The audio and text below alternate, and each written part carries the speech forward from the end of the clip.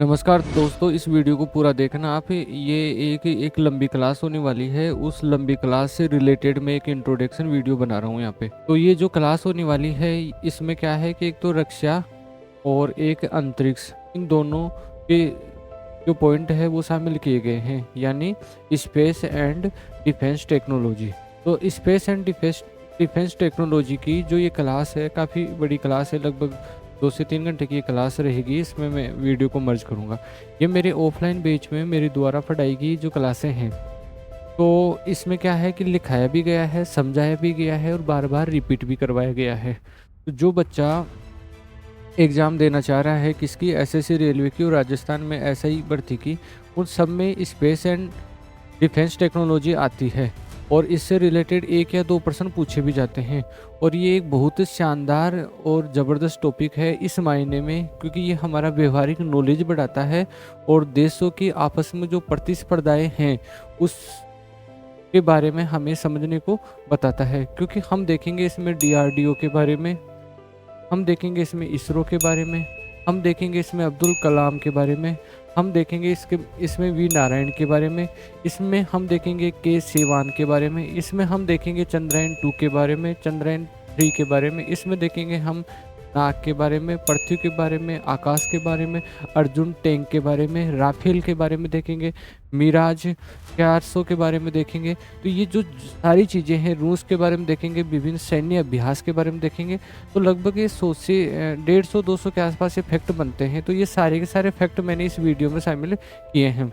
अगर मैं आपसे फिर बोल रहा हूँ, अगर आप पूरी क्लास लेने का आपके पास धैर्य है, तो आप पूरी क्लास देखना, बीच में जजमेंट मत करना कि कैसे पढ़ा रहे हैं कैसे नहीं पढ़ा। आप पूरी क्लास देख के जाओगे, लास्ट में आप ज़रूर कमेंट करना कि मैं आपको कैसे पढ़ाया। और मुझे पूरा विश्वास है कि पूरी क्लास लेने के बाद में आपको लगेगा कि वास्तव में यार इस आदमी ने हमारे लिए अच्छे डाटा और फैक्ट और सब चीज़ें हमें समझाने की कोशिश की है। वो तो बहुत सारी चीज़ें देखेंगे हम इसमें। नेत्र के बारे में देखेंगे, जो प्रोजेक्ट नेत्र है उसके बारे में देखेंगे, भुवन के बारे में देखेंगे, भुवन क्या है। तो ऐसी बहुत सारी चीज़ें हम देखने वाले हैं।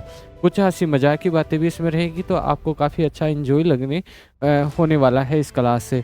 ऑफलाइन बैच की क्लासें हैं, ठीक है। तो अब मैं आपको ऑफलाइन बैच की क्लासों के साथ छोड़ के चला जाता हूँ और आप ये पूरा वीडियो अच्छे से देखना। अगर नहीं देखना है तो अभी छोड़ देना, और स्टार्ट करना है तो फिर पूरा वीडियो देखना है। और लास्ट में मुझे भी प्रोत्साहन देना है इस चीज़ के लिए कि सर बढ़िया कर रहे हो और अच्छा कर, ऐसे वीडियो हमारे लिए अपलोड करते रहो यूट्यूब के ऊपर भी, ठीक है। और बाकी मेहनत आपको ही करनी पड़ेगी। एक बार मैं आपको इस टॉपिक से जोड़ ज़रूर दूंगा इन क्लासों के माध्यम से, और लाइक शेयर और सब्सक्राइब तो आपको करना ही है। चलो आपको ऑफलाइन क्लास के साथ जोड़ देते हैं। Thank you. अभी मैंने बोर्ड पे जो कुछ भी लिखा है वो सारा पीवाईक्यू के क्वेश्चन है। जो अभी जो नए पेपर थे ना, जो एक तो एसएससी के लगे हैं, कुछ पेपर इसके डी ग्रुप के लगे हैं, इन पेपरों से रिलेटेड कुछ क्वेश्चन है जो बाहर आए हैं। वैसे तो आउट करते नहीं है, बताते नहीं है कि कौन सा पेपर, क्योंकि आजकल वो बैन लगा दिया। लेकिन जब 2-4 महीने हो जाते हैं तो पेपरों का सॉल्यूशन वगैरह या नेट पे पेपर आपको मिल जाते हैं। क्या है देखना एक बार। पहले हमें क्या क्या करेंगे, हम सबसे पहले इसको समझेंगे कि क्या बात है, उसके बाद में हम नोट करेंगे। तो हर बच्चा बोर्ड पे ध्यान देगा। आप सबको इस बात का पता है कि सारे देशों के बीच में अच्छी खासी होड़ मची हुई है, बहुत भयंकर तरीके से हर चीज में आगे निकलने की होड़ मची हुई है। और जब हम ये देखते हैं ना कि हम हमारे पड़ोसी से चिढ़ते हैं या उनसे लड़ाई झगड़े होते रहते हैं या ऐसी छोटी मोटी नोक झोंक होती रहती है, वैसे ही बड़े स्तर पर देखे जाए तो सारे के सारे देश इसी प्रकार से कर रहे हैं। एक देश दूसरे देश से ऊपर जाने के लिए सोच रहा है कि भाई मैं इससे ज़्यादा टेक्नोलॉजी कर लूँ। लेकिन जीत उसी की होती है जिसके पास आकाश के साधन सबसे ज़्यादा है। आकाश के साधन सबसे ज़्यादा होने का दो परिप्रेक्ष्य से निकलता है। एक ये निकलता है कि वो टेक्नोलॉजी के रूप में, टेक्नोलॉजी मानी सूचना के रूप में, जैसे कि मान लो इंटरनेट के रूप में काम में लेता है, या किसी देश की निगरानी के लिए जासूसी के रूप में काम में लेता है। और दूसरा जो पहलू यह है कि वो रक्षा के लिए काम में लेता है, रक्षा के लिए काम में लेता है। इसी क्षेत्र में भारत ने भी खूब बड़ा और बहुत जोर शोर से बहुत कामकाज किया है। लगभग पिछली 50 सालों में इसकी नींव जो रखी गई है वो 75 70 के आसपास से रखी गई है किस स्पेस के तौर पे काम करने की, और वो नींव आज दिनों प्रतिदिन बढ़ती जा रही है। एक बार आप इस प्रारूप को समझना। मैं बात कर रहा हूँ अंतरिक्ष की, और अंतरिक्ष के दो पहलू निकलते हैं कि भाई आप अंतरिक्ष में क्यों मजबूत होना चाहते हो। तो दो पहलू निकलते हैं। एक तो अपने देश के लोगों को सूचना पहुंचाना, इंटरनेट से जोड़ना, ठीक है, और उनके दैनिक जीवन निर्वाह को अच्छी तरीके से मजबूत करना। दूसरा यह है कि अड़ोसी पड़ोसी देशों की निगरानी करना। अड़ोसी पड़ोसी देशों की निगरानी करना कि चीन पाकिस्तान में क्या बना रहा है, पाकिस्तान अफगानिस्तान से कैसे कर रहा है, ये अड़ोसी पड़ोसी देशों की निगरानी करना। दूसरा जो अंतरिक्ष में पूछने की लालसा होती है वो इसलिए होती है कि अगर कहीं युद्ध होता है या युद्ध के हालात होते हैं तो हम अंतरिक्ष से ही किसी दूसरे देश के ऊपर परमाणु हमला कर दे या उसके ऊपर मिसाइल वगैरह दाग दे, ताकि हमें भूमि के ऊपर युद्ध नहीं लड़ना पड़े। और इसी का परिणाम है कि अग्निवीर को के अंतर्गत तीनों सेनाओं के जो सैनिक थे उनको सिर्फ 4 साल के लिए रखा जा रहा है। क्यों? क्योंकि आने वाले समय में हमें धरती पर काम करने वाले लोगों की जरूरत ही नहीं पड़ेगी। अभी देखा होगा कि ड्रोन का मामला इतना तेजी से रहा है कि फौजी आपस में शहीद ही नहीं होते। वो टाइम गया जब वो उधर से बंदूक लेके आता था, इधर से बंदूक लेके आता था, छुप जाता था, फिर वो करता था। वो टाइम गया। वो गया तो फिर हम भर्ती क्यों ले? हमें तो ऐसे तो नौसिखिए आदमी चाहिए जिन्हें बटन ही तो दबाने होंगे ना। हम दबवा देंगे उनसे बटन। 4 साल की ट्रेनिंग देके ही उससे 4 साल में हमें और चाहिए भी क्या इनसे? 25% हम ले ही रहे हैं ऐसे स्पेशल आदमी, जो और भी ज्यादा अच्छे होंगे उनको हम परमानेंट रख लेंगे, बाकी नॉर्मल ट्रेनिंग देके भेज देंगे। ठीक है। और इसी के तहत एक सबसे जो बड़ा जो काम हुआ था, वो हमारे देश में एक तरीके से नींव का पत्थर आया था, वो है पटना। पटना का मतलब है अब्दुल कलाम ने, जानते हो ना कलाम साहब को? कलाम ने 5 मिसाइलों का निर्माण किया था, जिसमें पी का मतलब है पृथ्वी, ए का मतलब है अग्नि, टी का मतलब है त्रिशूल, त्रिशूल, और एन का मतलब है नाग, और ए का मतलब है आकाश। ये 5 मिसाइलें, इस मिशन को 2008 में हालांकि बंद भी कर दिया गया। उसके बाद में अलग प्रकार के मिशन तहत इसमें आने लगे। पृथ्वी क्या है कि ये सतह से सतह पर वार करने वाली है। अग्नि क्या है? ये भी सतह से सतह पर वार करने वाली है। ये सतह से आकाश पे वार करने वाली है। ये भी सतह से आकाश में वार करने वाली है। और आकाश भी सतह से आकाश में वार करने वाले। हालांकि नाग है वो एक टैंक है, ठीक है, अवरोधी टैंक के रूप में काम आता है। सामने वाली मिसाइल को मार गिराने में काम आता है, या कोई चीज आ रही है उसको वहीं से ध्वस्त कर देता है ये। इन चीज़ों की स्टोरी को जैसे ही आज कंप्यूटर की क्लास पूरी हो जाती है तो हम 10 से 11 वाले टाइम में इसको शुरू करेंगे, और आपको बहुत ही इंटरेस्टिंग लगेगा। और जैसे आपकी 5-6 दिन की क्लास यानी 5-6 घंटे की क्लास होगी, आप में एक नया नॉलेज अंदर अंदर डेवलप होगा, जो कि इन चीज़ों को समझने के लिए काम में काफ़ी आएगा, काफ़ी हद तक आएगा कि किस प्रकार से हमारी सेना काम करी और उसके पास रक्षा के क्या साधन है। आज हम एक छोटा सा 10 मिनट की क्लास के रूम में क्या लेके चल रहे हैं? हम चल रहे हैं अंतरिक्ष में। तो जब हमारा अंतरिक्ष है, जिसको हम बोलते हैं भारतीय अंतरिक्ष कार्यक्रम का जनक, भारतीय अंतरिक्ष कार्यक्रम का जनक तो किससे बोला जाता है? डॉक्टर विक्रम साराभाई। इन्हीं की अध्यक्षता में इसरो की स्थापना की गई थी 1969 में, और उसका इनको क्या बनाया गया था?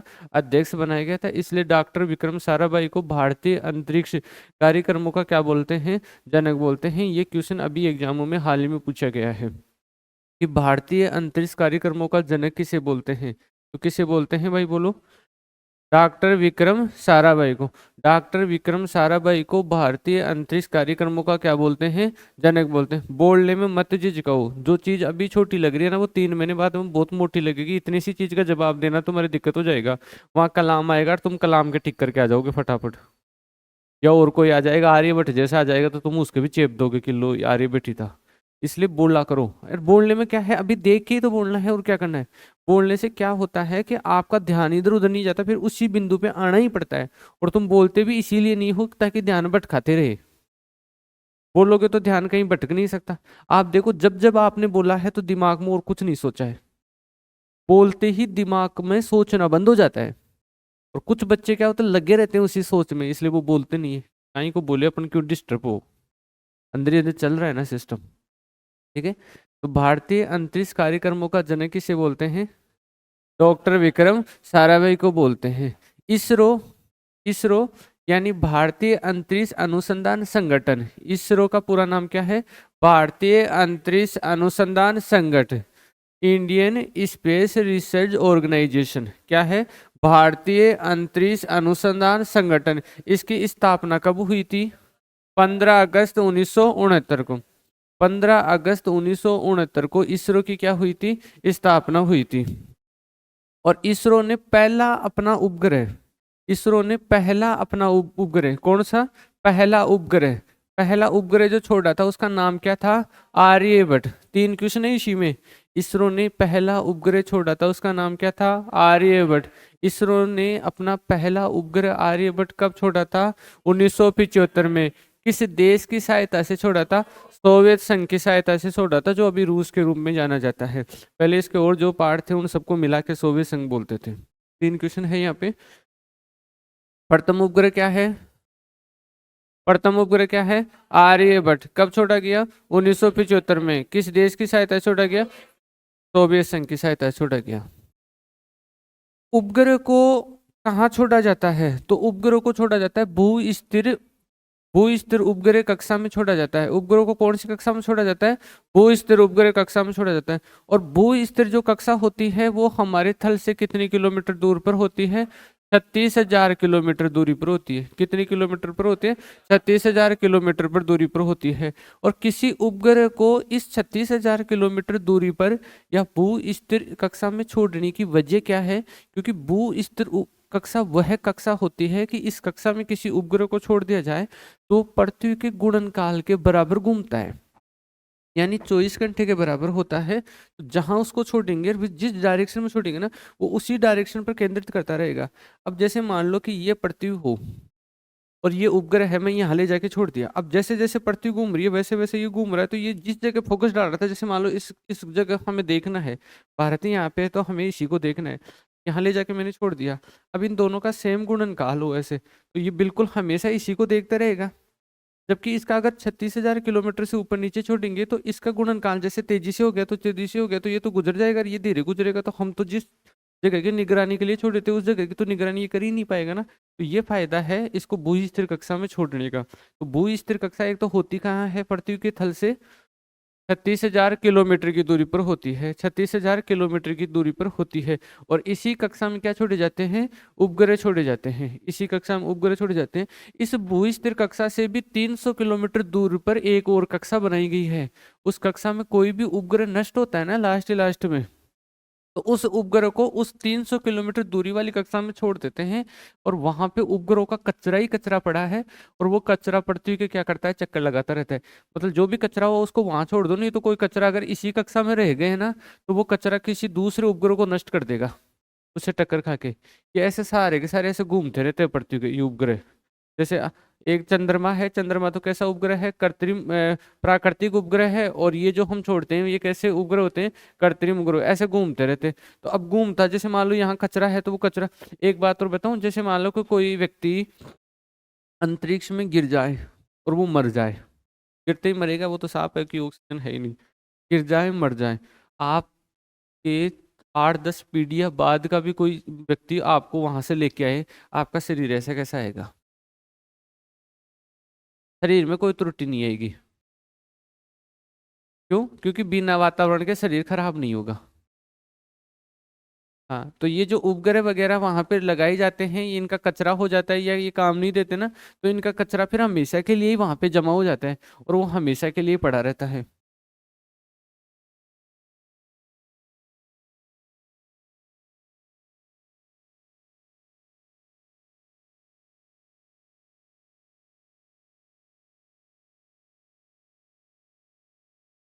हाँ, तो भू स्थिर उपग्रह कितनी किलोमीटर ऊंचा होता है पृथ्वी की सतह से? 36,000 किलोमीटर में। और जो भू स्थिर उपग्रह होता है इसका गुणनकाल कितना होता है? 24 घंटे का होता है, पृथ्वी के समान होता है। इसके अलावा सुनना,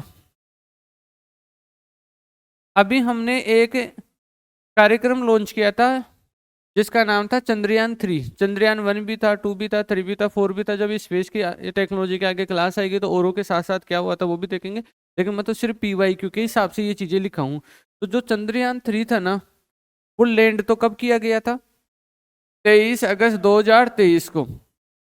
चंद्रयान 3 को लैंड कब किया गया? 23 अगस्त 2023 को। क्वेश्चन है ये भी, एक भी लाइन ऐसी नहीं है जो MCQ की न हो। तो चंद्रयान 3 को लैंड कब किया गया? 23 अगस्त 2023 को। और इस 23 अगस्त के दिन ही है ना, भारत अपना राष्ट्रीय अंतरिक्ष दिवस मनाने लग गया है। क्यों? क्योंकि चंद्रयान 3 था ना, इसने अपना काम सफलतापूर्वक किया, इसकी सफलतापूर्वक लैंडिंग हुई। इसलिए 23 अगस्त 2023 को तो इसको लैंडिंग करवाया गया चंद्रयान 3 को दक्षिणी ध्रुव पर चंद्रमा की सतह में। और इस 23 अगस्त को अब भारत अपना क्या मनाने लग गया है? राष्ट्रीय अंतरिक्ष दिवस मनाने लग गया। राष्ट्रीय मना सकता था, अंतर्राष्ट्रीय तो मना नहीं सकता था, क्योंकि सब देशों के थोड़ा इसे हित है। योगा को तो हम अंतर्राष्ट्रीय मनाने लगे, क्योंकि उसको तो यूएनए में जाके मोदी ने क्या करा दिया, पारित करवा दिया कि भाई 21 जून को हम अंतर्राष्ट्रीय योग दिवस मनाएंगे। लेकिन इसको तो दूसरा देश कहेगा कि भाई हमारे तो 23 अगस्त को ऐसा कुछ ही नहीं हुआ था, हम क्यों मनाएंगे इसको। तो सिर्फ भारत मनाता है कब? 23 अगस्त को राष्ट्रीय अंतरिक्ष दिवस मनाता है। स्वतंत्रता दिवस के 8 दिन बाद में, ऐसे याद रख सकते हो। क्या हुआ था? किसने लॉन्च किया था इसको? एक एक उपग्रह को लॉन्च करने वाली मिसाइल है, ठीक है, जिसको हम फेट बॉय या बाहुबली भी बोलते हैं, क्योंकि ये बहुत ताकतवर या बहुत ज्यादा वजनी उपग्रह को भी ले जाकर लॉन्च कर देता है। उपग्रह क्या है? उपग्रह कुछ भी नहीं है। जैसे मान लो कि ये ढक्कन एक उपग्रह हो और ये पेन एक मिसाइल हो, तो इस पेन के क्या लगा दूंगा मैं? ये ढक्कन लगा दूंगा, और ये पेन इस ढक्कन को ले जाएगा और वो उस 36,000 किलोमीटर की जगह ले जाके फिर इसको छोड़ देगा, खुद वापस आ जाएगा और ये वहां पे घूमने लग जाएगा। उपग्रह में खुद में चल के जाने की क्षमता नहीं है। तो जिस से ले गया किसको? चंद्रयान 3 को, उसको हम क्या बोलते हैं? फेट बॉय बोलते हैं, बाहुबली बोलते हैं। ये तो हम प्यार से बोलते हैं, क्या? फेट बॉय या बाहुबली। उसका टेक्निकल नाम क्या है? उसका टेक्निकल नाम है GSLV MK3 या LVM3। क्या नाम है उसका? GSLV MK3 या LVM3। इसके अलावा इसका लैंडर क्या था? चंद्रयान 3 का लैंडर का नाम क्या था? विक्रम। खूब नाम सुना होगा। चंद्रयान 3 का लैंडर का नाम क्या था? विक्रम। और रोवर था, उस रोवर का क्या नाम था? प्रज्ञान। लैंडर का नाम तो क्या था? विक्रम, और रोवर का नाम क्या था? प्रज्ञान। और अब ये जिस जगह चंद्रयान 3 उतरा था ना, जिस जगह चंद्रमा पे, उस जगह को प्रधानमंत्री ने शिव शक्ति पॉइंट नाम दे दिया। क्या नाम दे दिया उस जगह को? शिव शक्ति पॉइंट। की ये जहां उतरा उस जगह को हम क्या बोलते हैं? शिव शक्ति पॉइंट। और जो चंद्रयान 2 था ना, ये तो कौन सा है? 3। इससे पहले 2 था ना, जब मोदी चला गया था, वो क्रेश हो गया था, फिर वो इसरो का अध्यक्ष मोदी के सामने रो रहा था, मोदी उसको कर रहा था। फिर कांग्रेस वाले कहते ये पनौती है, जहां भी जाता है वहां गड़बड़ कर देता है। तो चंद्रयान 3 को मोदी फिर लाइव ही देख रहा था, वहां जाके नहीं देखा था, ठीक है ना। हाँ, तो जो चंद्रयान 2 था ना, वो जिस जगह क्रैश हुआ था उसको हम क्या बोलते हैं? तिरंगा पॉइंट बोलते हैं। उस जगह को तो हम क्या बोलते हैं? तिरंगा पॉइंट बोलते हैं। और चंद्रयान 3 जहां उतरा उसको हम क्या बोलते हैं? शिव शक्ति पॉइंट बोलते हैं। एक फैक्ट और हम देखेंगे आज की क्लास में, कि भारत का जो उपग्रह प्रक्षेपण केंद्र है, पहली बात तो भारत का उपग्रह प्रक्षेपण केंद्र है क्या? यह है सतीश धवन अंतरिक्ष केंद्र। क्या नाम है? सतीश धवन अंतरिक्ष केंद्र, SDSC, ठीक है। और ये है कहाँ? श्री हरिकोटा, आंध्र प्रदेश में। शायद भूगोल में भी मैं आपको ये लिखाया था, श्री हरिकोटा आंध्र प्रदेश में है। अब जो बच्चा इस 10 मिनट की क्लास को ध्यान से समझा हो, उसको आराम से पता होगा कि कम से कम 20 प्रश्न आगे, और स्पेस एंड टेक्नोलॉजी में और रक्षा प्रौद्योगिकी में दोनों में मिला के लगभग लगभग 200 प्रश्नों से ज्यादा कोई प्रश्न ही नहीं है। और ये 200 प्रश्न एक दो प्रश्न के रूप में आते रहते हैं। और ये काफी ज्वलंत और इम्पोर्टेंट मुद्दा भी है, क्योंकि ये चीजें अभी हर देशों में ताबातोड़ी इसी की मची हुई है कि स्पेस एंड टेक्नोलॉजी को और डिफेंस टेक्नोलॉजी को अच्छी तरीके से मजबूत किया जाए। तो एक बार मैं क्वेश्चन के रूप से आपको सारी बातें पूछ रहा हूँ, आप मेरे को जवाब देते रहना। सबसे पहली बात मैं आपसे ये पूछ रहा हूँ, भारतीय अंतरिक्ष कार्यक्रम का जनक किसे बोलते हैं? डॉक्टर विक्रम साराभाई को। भारतीय अंतरिक्ष कार्यक्रम का जनक कौन है? डॉक्टर विक्रम साराभाई। इसरो की स्थापना कब हुई? 15 अगस्त 1969 को। 15 अगस्त 1969 को। इसरो का पूरा नाम क्या है? भारतीय अंतरिक्ष अनुसंधान संगठन। और इंग्लिश में फुल फॉर्म क्या है? Indian space research organisation. ठीक है।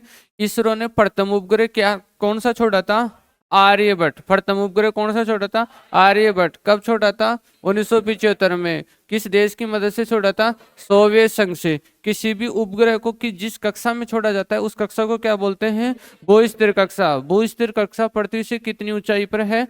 36,000 किलोमीटर ऊंचाई पर है। किसी उपग्रह को भू-स्थिर कक्षा में ही क्यों छोड़ते हैं? क्योंकि इसका गुणनकाल पृथ्वी के गुणनकाल 24 घंटे के क्या होता है? समान होता है। चंद्रयान 3 की लैंडिंग कब करवाई? 23 अगस्त 2023 को। 23 अगस्त को क्या मनाते हैं? राष्ट्रीय अंतरिक्ष दिवस मनाते हैं। क्या मनाते हैं? राष्ट्रीय अंतरिक्ष दिवस मनाते हैं।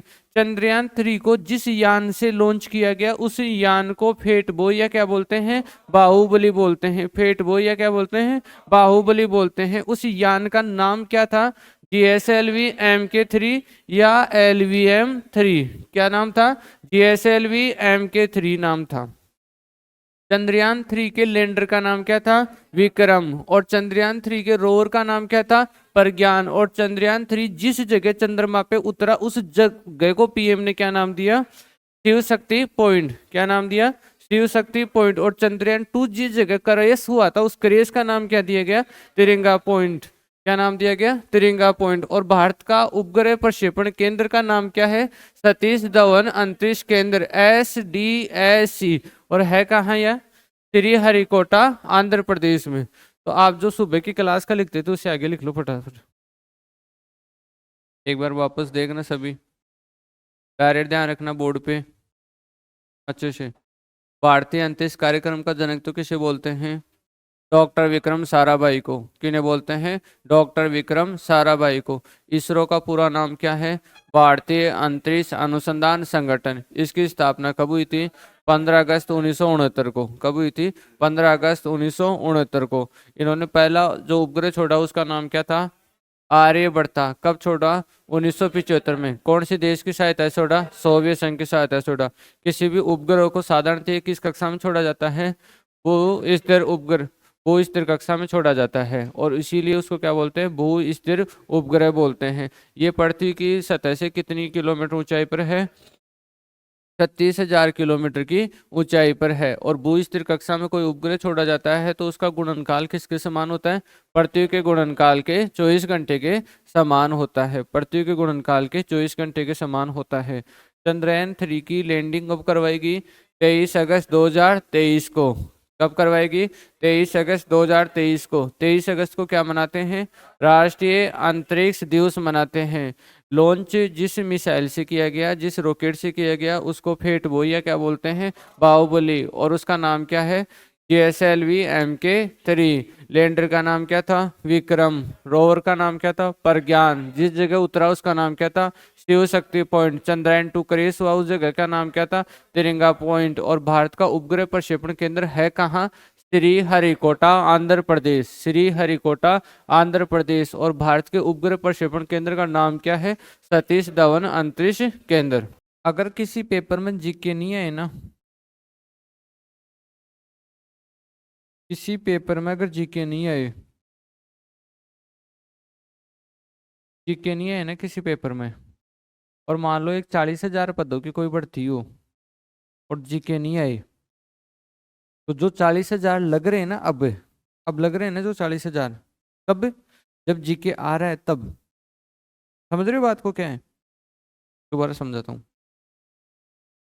40,000 पदों की कोई भर्ती आई, 40,000 पदों की कोई भर्ती आई और उसमें जीके भी है, मैथ भी है, रीजनिंग भी है, जैसा अभी पैटर्न है वही है। और मान लो 40,000 पदों की कोई भर्ती आई, उसमें सब कुछ है लेकिन जीके नहीं है, तो सही बताऊं मैं आपको, ये 40,000 जो अब लग रहे हैं ना उनमें से एक भी नहीं लगेगा, एक भी नहीं लगेगा। 40,000 कोई दूसरे लगेंगे, 40,000 कोई दूसरे लगेंगे।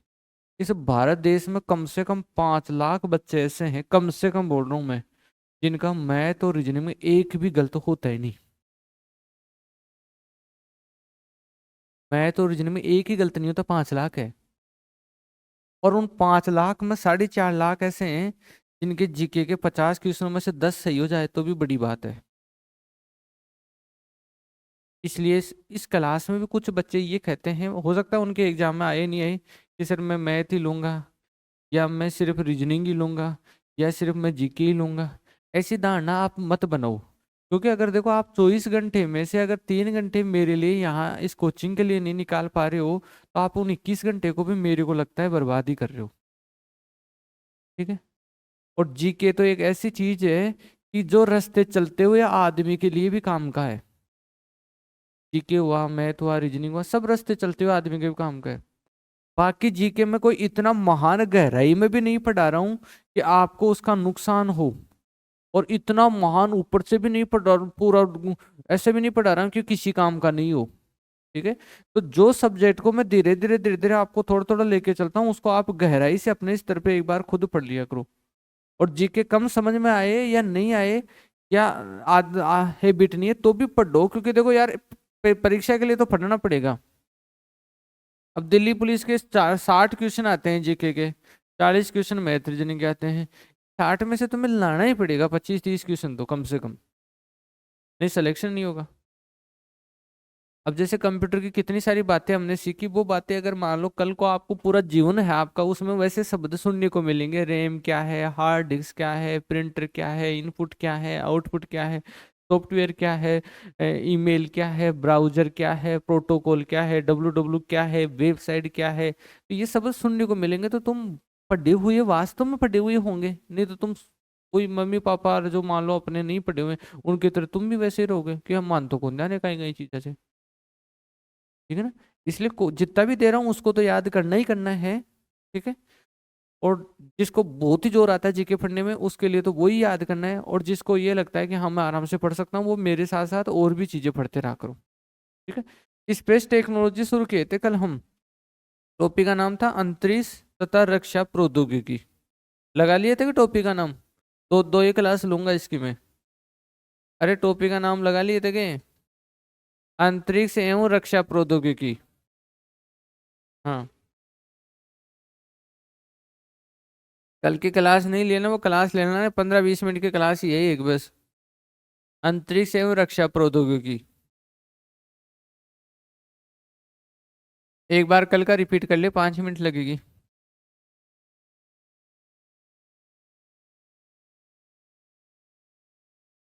टॉपिक का नाम क्या है, पहले तो टॉपिक का नाम बोलो। अरे टॉपिक का नाम बोलो। भारतीय अंतरिक्ष एवं रक्षा प्रौद्योगिकी।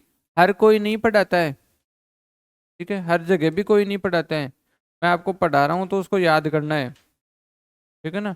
हाँ, और 2 से 3 क्वेश्चन काम आता है, क्योंकि अपडेट मटेरियल है, ये खूब ज्यादा पूछे जाते हैं। आने वाला भविष्य इन्हीं चीजों के ऊपर घूमने वाला है पूरा का पूरा।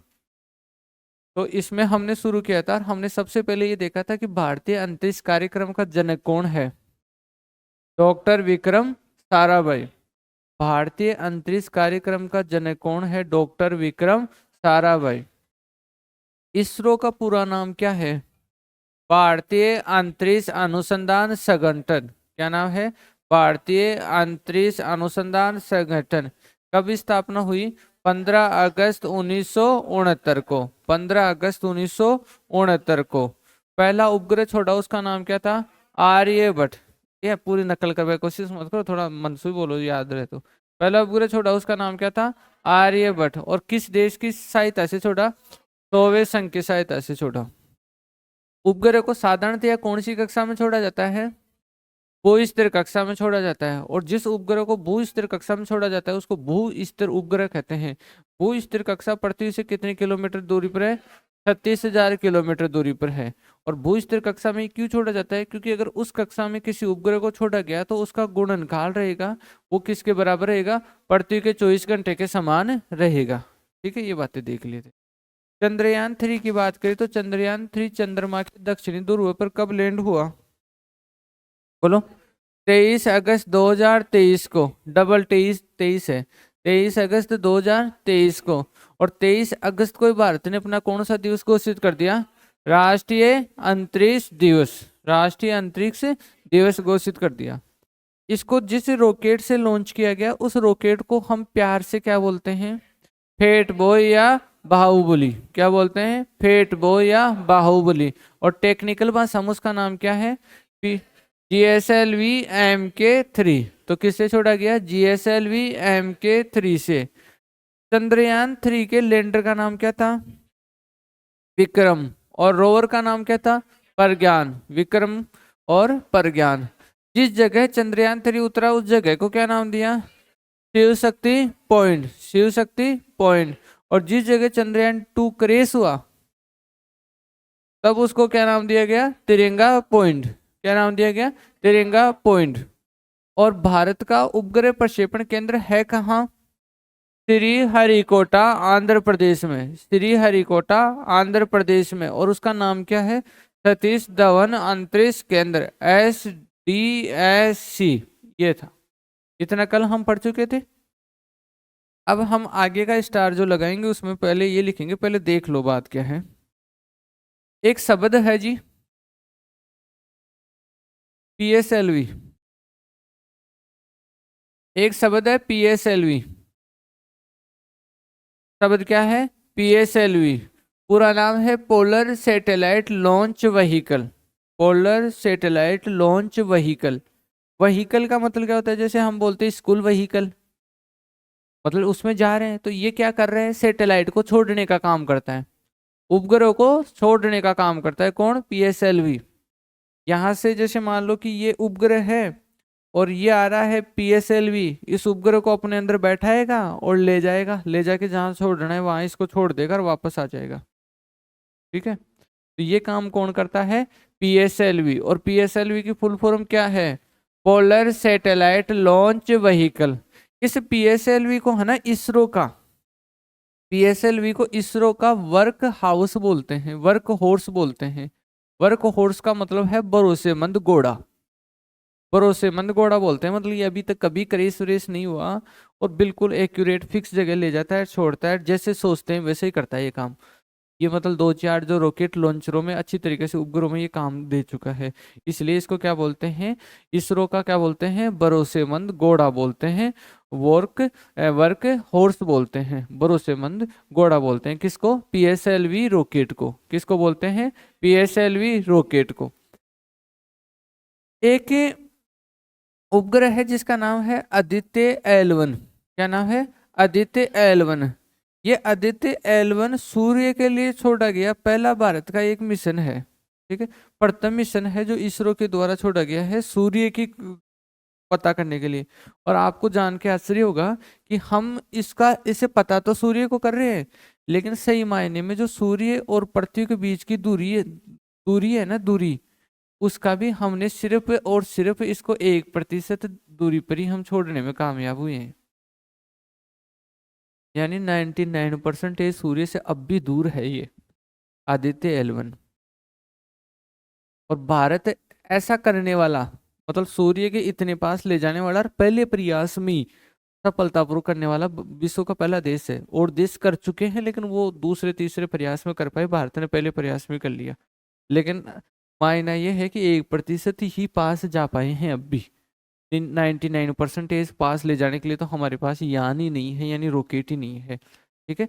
तो ये प्रश्न आ सकता है कि सूर्य के बारे में, सूर्य मिशन या इसरो का प्रथम सूर्य मिशन का नाम क्या है? आदित्य L1। इसरो का प्रथम सूर्य मिशन का नाम क्या है? आदित्य L1।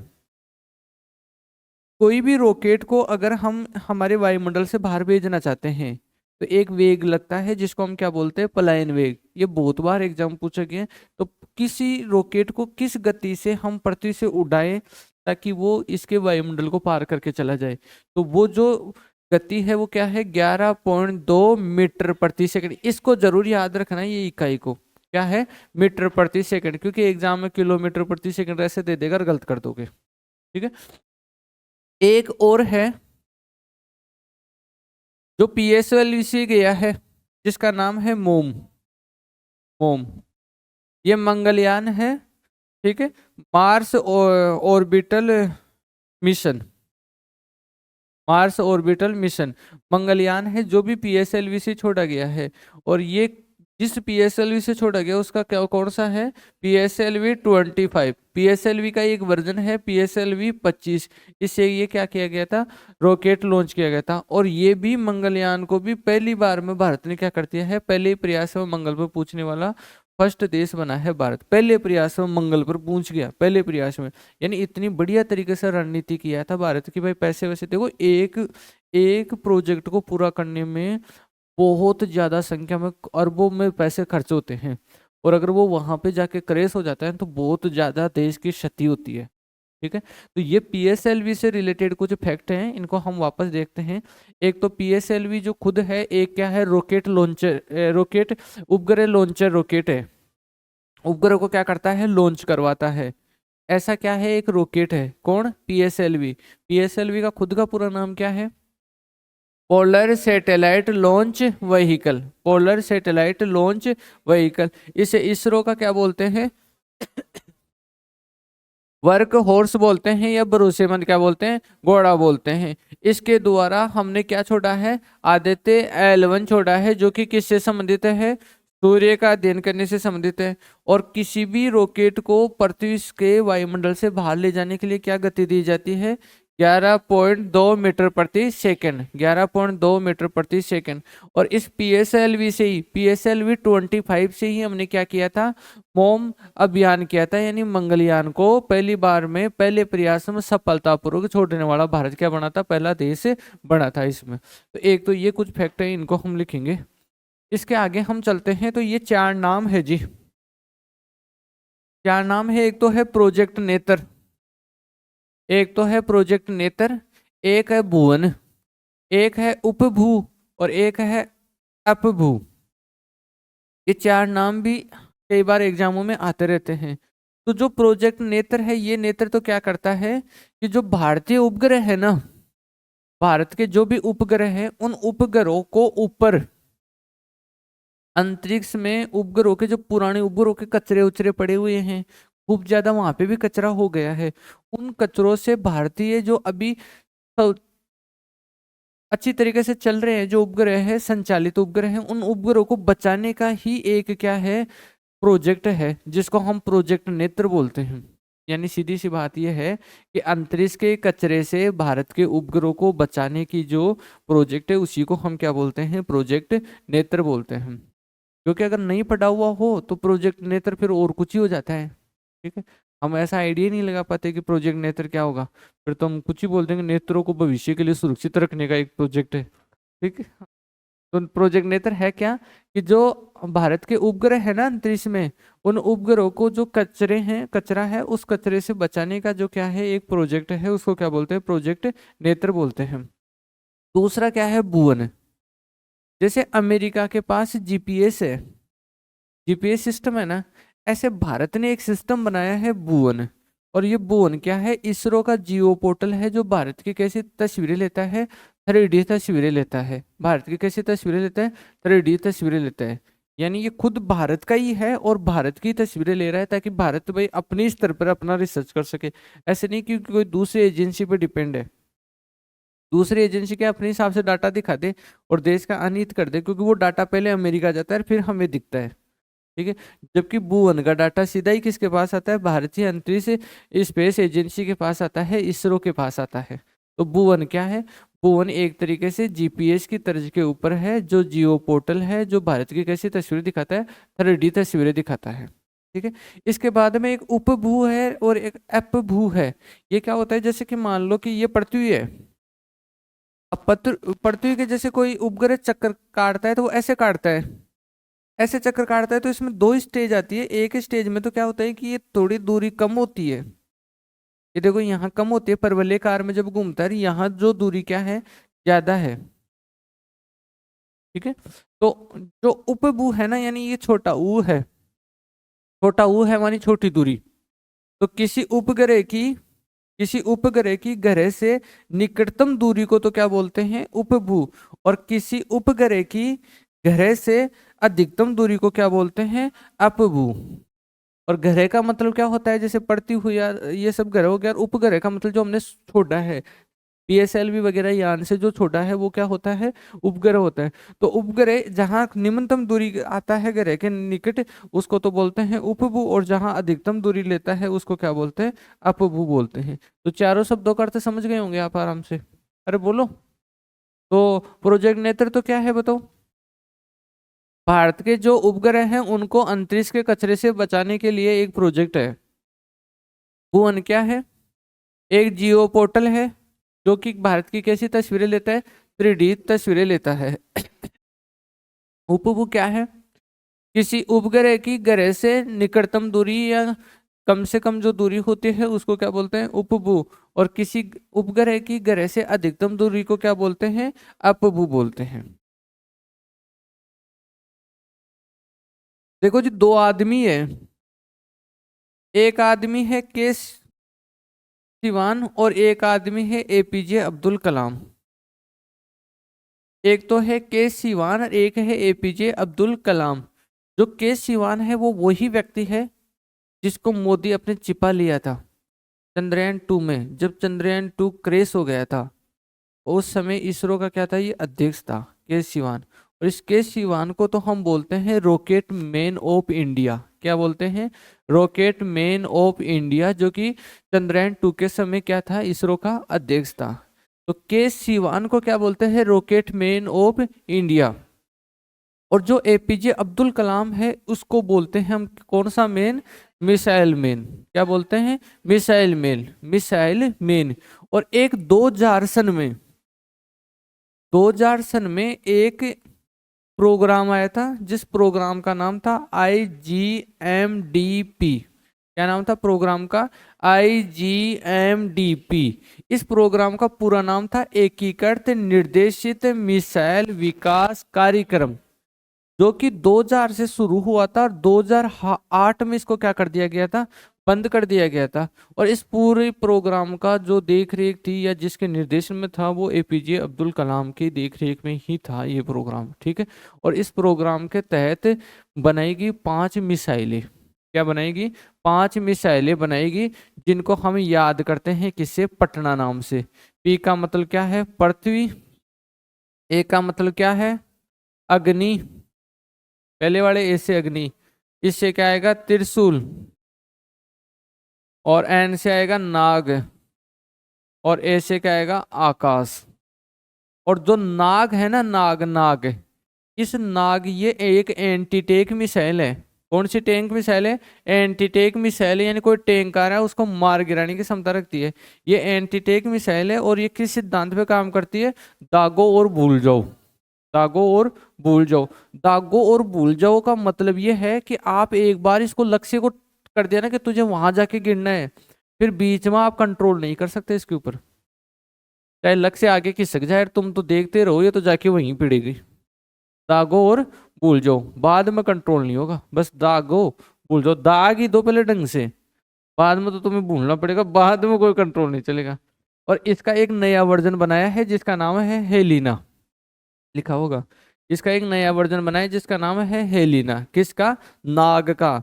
2008 के बाद में नया वर्जन बनाया, अभी हाल ही में बनाया, जिसका नाम क्या है, हेलिना। हेलिना का मतलब क्या है, इस नाग को अब हम हेलीकॉप्टर से उठा के ले जाएंगे और लक्ष्य के पास ले जाकर फिर कहेंगे कि ले, अब तुझे दाग के बोल रहे हैं, अब मार इसको। तो हेलिना का मतलब है नाग को हेलीकॉप्टर के उस माध्यम से लॉन्च करना। क्या कहलाती है, हेलिना कहलाती है। भाई नाग को क्या करते थे कि पहले इसको स्पेस जगह पे रखते थे, वहीं से इसको लॉन्च करते थे। अब कि यार ये वहां से तो दागोर भूल जाओ, पर उतनी देर में तो मिस्टेक हो जाए, तो अब इसको क्या कर दिया, हेलीकॉप्टर पर सवार कर दिया इसके नए वर्जन को। और हेलीकॉप्टर से भी डायरेक्ट इसको दाग सकते हैं इस, और उसी का वर्जन का क्या नाम पड़ गया, हेलिना। तो हेलीकॉप्टर का हे आया है, हेलीकॉप्टर का हेली आया है, और नाग का ना ना आया है, तो बन गया क्या, हेलिना। ठीक है, तो ये कुछ फैक्ट बातें एक बार लिख ले, देखो कल से आगे। पीएसएलवी, पीएसएलवी,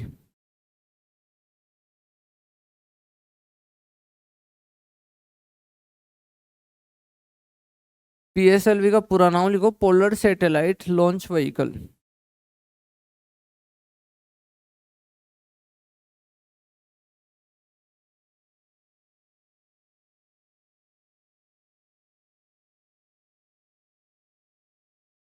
क्या बताया था? क्या बात होगी तुम्हारे आपस में? पीछे वाला कल लिखा दिया था ना, PSLV का। हाँ, वही ना, ऐसी बातों से द्वेष भावना थोड़ी पैदा करते हैं। PSLV। आपका निर्मल मन है, उसको क्यों मलिन कर रहे हो?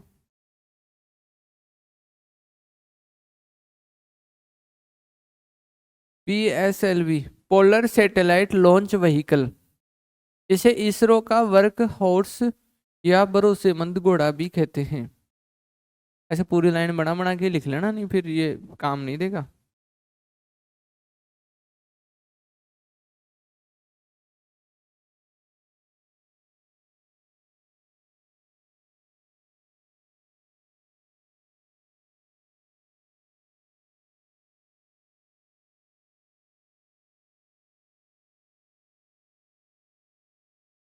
इसे इसरो का वर्क हॉर्स या भरोसेमंद घोड़ा भी कहते हैं।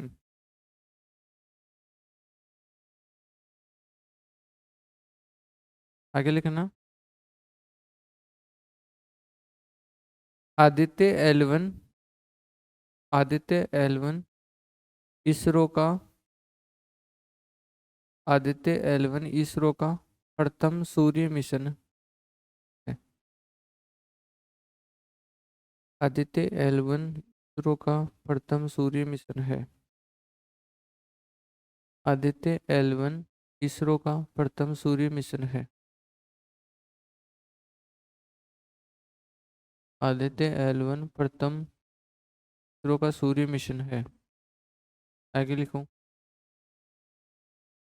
पृथ्वी के वातावरण से बाहर जाने के लिए किसी रॉकेट का वेग के पलायन वेग कहते हैं 11.2 मीटर प्रति सेकंड होना चाहिए। किलोमीटर में आएगा? नहीं नहीं, मेरे को भी दिमाग में याद तो रही थी ये बात, मैं चेक करके बता दूंगा आपको, है ना? पक्का पता है? बहुत सारे बच्चे खेप भी देते फिर उनको पक्का पता भी नहीं होता है। कर लो भाई, कर लो, 11.2 किलोमीटर प्रति सेकंड कर लो, क्योंकि ये बहुत काफी कम है स्पीड। गूगल गूगल का भी कोई ज्यादा भरोसा नहीं रहता है। हाँ नहीं, मेरे भी थोड़ा डाउट तो था इस मामले में। 11.2 किलोमीटर प्रति सेकंड कर लो।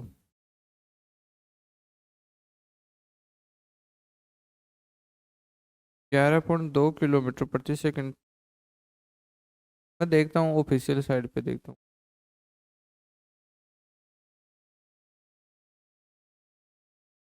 ये तो खूब आता है, फिजिक्स में आता है।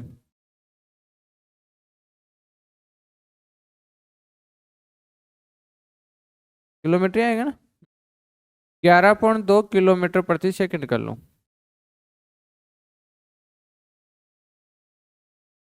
आगे लिखना। PSLV यान से, PSLV यान से मंगलयान, पोस्ट में लिख देना मोम, मोम। PSLV यान से मंगलयान, पोस्ट में लिख देना मोन, मोम। यान को, यान को मंगल पर पूछाने वाला। सही है, किलोमीटर प्रति सेकंड ही। यान को मंगल पर पूछाने वाला, यान को मंगल पर पूछाने वाला, भारत पहल पूछाने वाला, भारत पहले प्रयास में, भारत पहले प्रयास में सफल होने वाला पहला देश बना।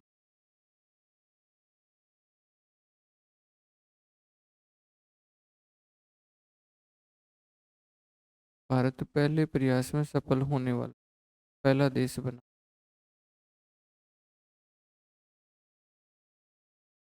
लिख लिए होंगे सारी बातें। बताओ क्या क्या बात है इसमें। एक तो पीएसएलवी का पूरा नाम है, क्या नाम है? Polar satellite launch vehicle. और इसरो का भरोसेमंद घोड़ा है कौन? पीएसएलवी। और इसरो का सूर्य के लिए जो मिशन है उसका नाम क्या है? आदित्य एल 1। और रॉकेट को पृथ्वी के वायुमंडल को पार करने के लिए क्या गति चाहिए? 11.2 किलोमीटर प्रति सेकंड। और जो पीएसएलवी 25 है उसी से क्या किया गया? मंगलयान अभियान किया गया। पीएसएलवी 25 से ही इसको लॉन्च किया गया और पहले प्रयास में मंगलयान पर यानी मंगल पर पूछने वाला भारत कैसा देश बना? पहला देश बन गया। नया स्टार में लिखना। लिखो प्रोजेक्ट नेत्र। प्रोजेक्ट नेत्र।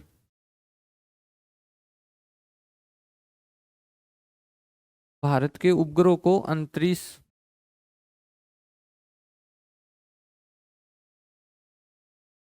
भारत के उपग्रहों को अंतरिक्ष अंतरिक्ष अंतरिक्ष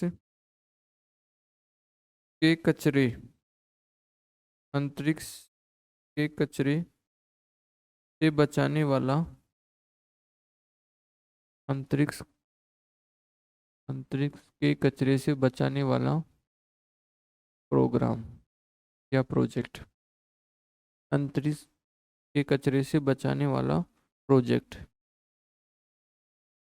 तो प्रोजेक्ट नेत्र क्या है कि भारत के उपग्रह को अंतरिक्ष के कचरे से बचाने वाला क्या है? एक प्रोजेक्ट है। अब लिखो भुवन। भुवन।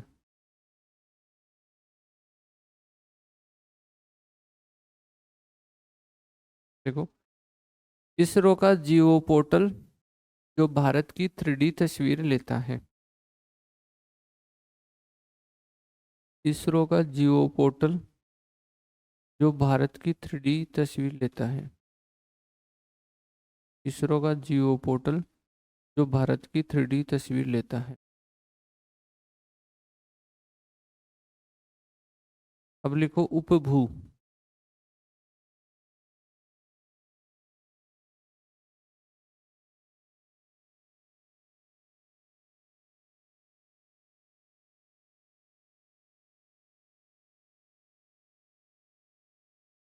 उपभू में लिखो किसी उपग्रह की किसी उपग्रह की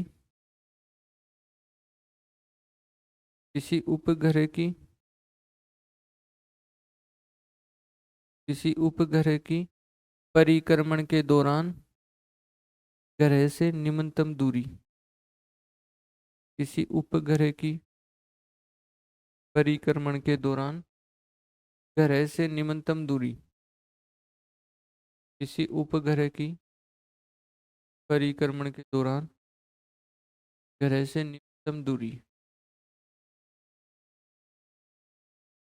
लिखो अपभू। अपभू। अपभू। किसी उपग्रह की किसी उपग्रह की परिक्रमण के दौरान ग्रह से अधिकतम दूरी। किसी उपग्रह की परिक्रमण के दौरान ग्रह से अधिकतम दूरी।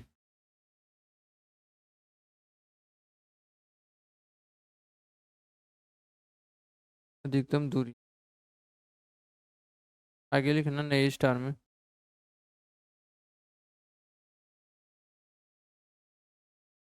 चंद्रयान 2 के चंद्रयान 2 के चंद्रयान 2 के कार्यक्रम के दौरान इसरो के अध्यक्ष चंद्रयान 2 के कार्यक्रम के दौरान इसरो के अध्यक्ष के सिवान थे।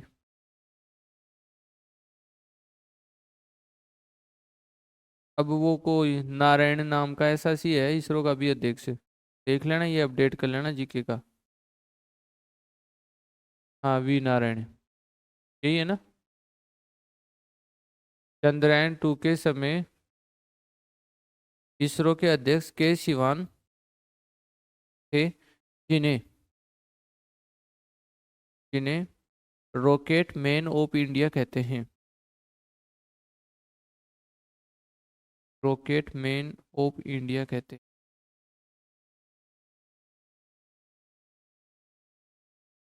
जिन्हें रॉकेट मैन ऑफ इंडिया कहते हैं। इसी में नीचे वाली लाइन में लिखना, एपीजे अब्दुल कलाम को मिसाइल मैन कहते हैं। एपीजे अब्दुल कलाम को मिसाइल मैन कहते हैं।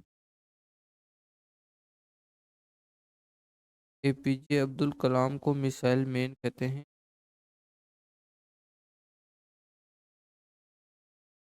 जिनके निर्देशन में जिनके निर्देशन में आईजीएमडीपी प्रोग्राम के तहत जिनके निर्देशन में आईजीएमडीपी प्रोग्राम के तहत 5 मिसाइलें आईजीएमडीपी प्रोग्राम के तहत 5 मिसाइलें पृथ्वी, अग्नि, त्रिशूल, पृथ्वी, अग्नि, नाग, आकाश, पृथ्वी, अग्नि, नाग, आकाश बनाई गई। पृथ्वी, अग्नि, नाग, आकाश बनाई गई।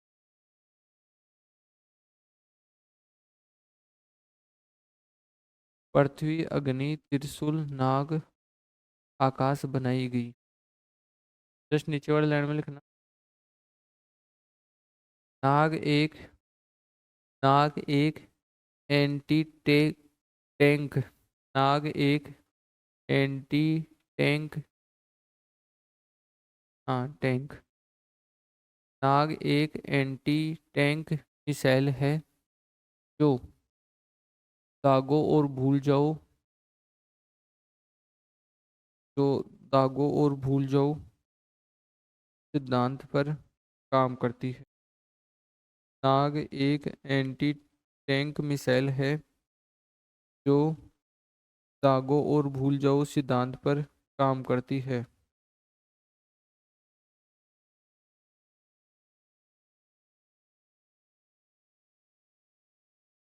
नाग नाग मिसाइल का नया संस्करण,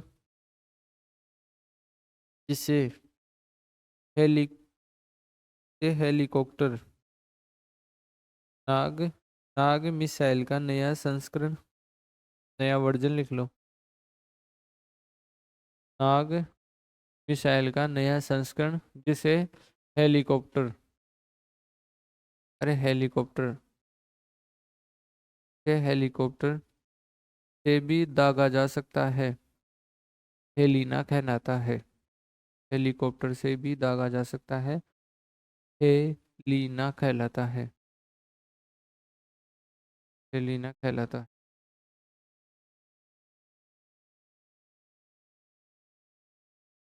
ये मेरे हिसाब से इतना ज्यादा डीप लिखने की जरूरत है नहीं। पृथ्वी तो सतह से सतह पे वार करने वाली मिसाइल है।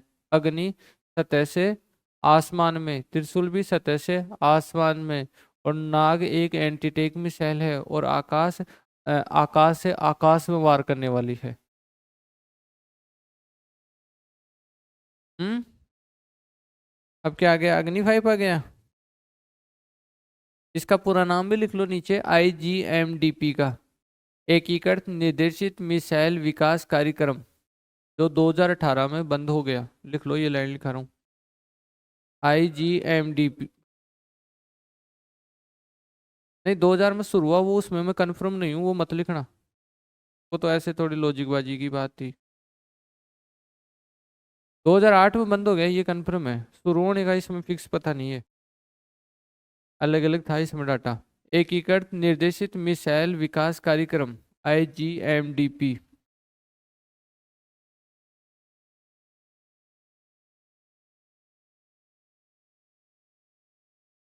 ऐसे बंद होने में ये नहीं है कि एक दिन में बंद होता है, 2 दिन में बंद होता है, ठीक। वही है कि भाई उस पे फिर आगे उस कार्यक्रम का जो उद्देश्य था वो पूरा हो जाता है, तो उस पे नहीं करते कुछ।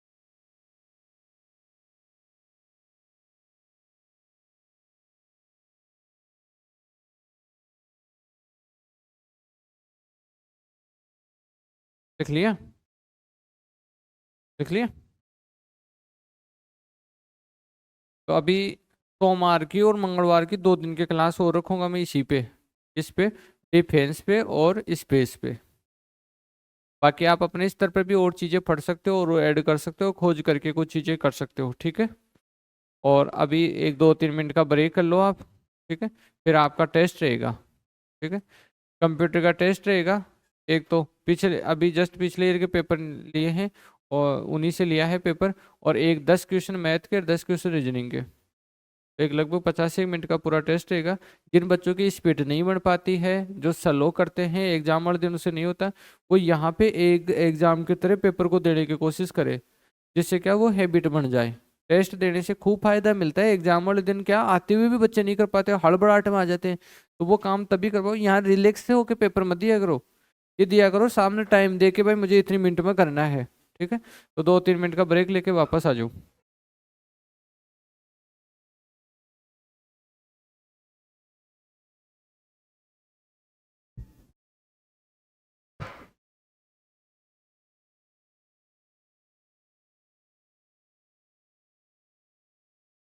हाँ, इधर देखो दोनों लड़कियां, सब देखो, आप सामने देखो। एक तो ये जो आज की क्लास है ना, होने वाली है, बहुत नासु क्लास होने वाली है, ठीक है, सच बताऊं तो ना। और तुम भी पूरा ध्यान रखना। और 1 घंटा आपने अपने गणित, अपने माइंड का जो मैथमेटिकल सेल है उनको अपडेट रखा, अब उनको तो शांति से छोड़ दो। और अब हम बात करेंगे किस पे, जीके वाले पार्ट पे बात करेंगे, ठीक है? तो ऐसा नहीं होना चाहिए कि हमने 1 घंटा क्लास ले ली, क्योंकि अब हम नए सिरे से पढ़ रहे हैं, तो जीके वाले में क्या दिमाग का दूसरा हिस्सा काम करता है। तो स्पेस टेक्नोलॉजी की और डिफेंस टेक्नोलॉजी की आज लास्ट क्लास है। पहले 2 क्लासें हो गई है, और इन 3 क्लासों में जो भी मैंने बताए हैं, अगर आप एक एक बिंदु को समझोगे, तैयार करोगे, तो आपको लगेगा कम से कम ये 150 के आसपास फैक्टर रहेंगे, ठीक है। और इन्हीं में से आपका 1 2 प्रश्न पढ़ने की संभावना रहती है। तो आज की क्लास में हम देखते हैं, और आज की क्लास में मैं कुछ चित्र भी लेके आया हूँ, ताकि मैं कुछ पुरानी चीज़ों को भी क्लियर कर सकूँ, ठीक है। तो पहले मैं आपको चित्र उत्र नहीं दिखाना चाहता, या दिखा दूँ पहले? चलो पहले मैं चित्र दिखा देता हूँ आपको। अच्छा, चित्र देखना ही अच्छा लगता है तुम्हें? चलिए पहले आपको चित्र बता देते हैं।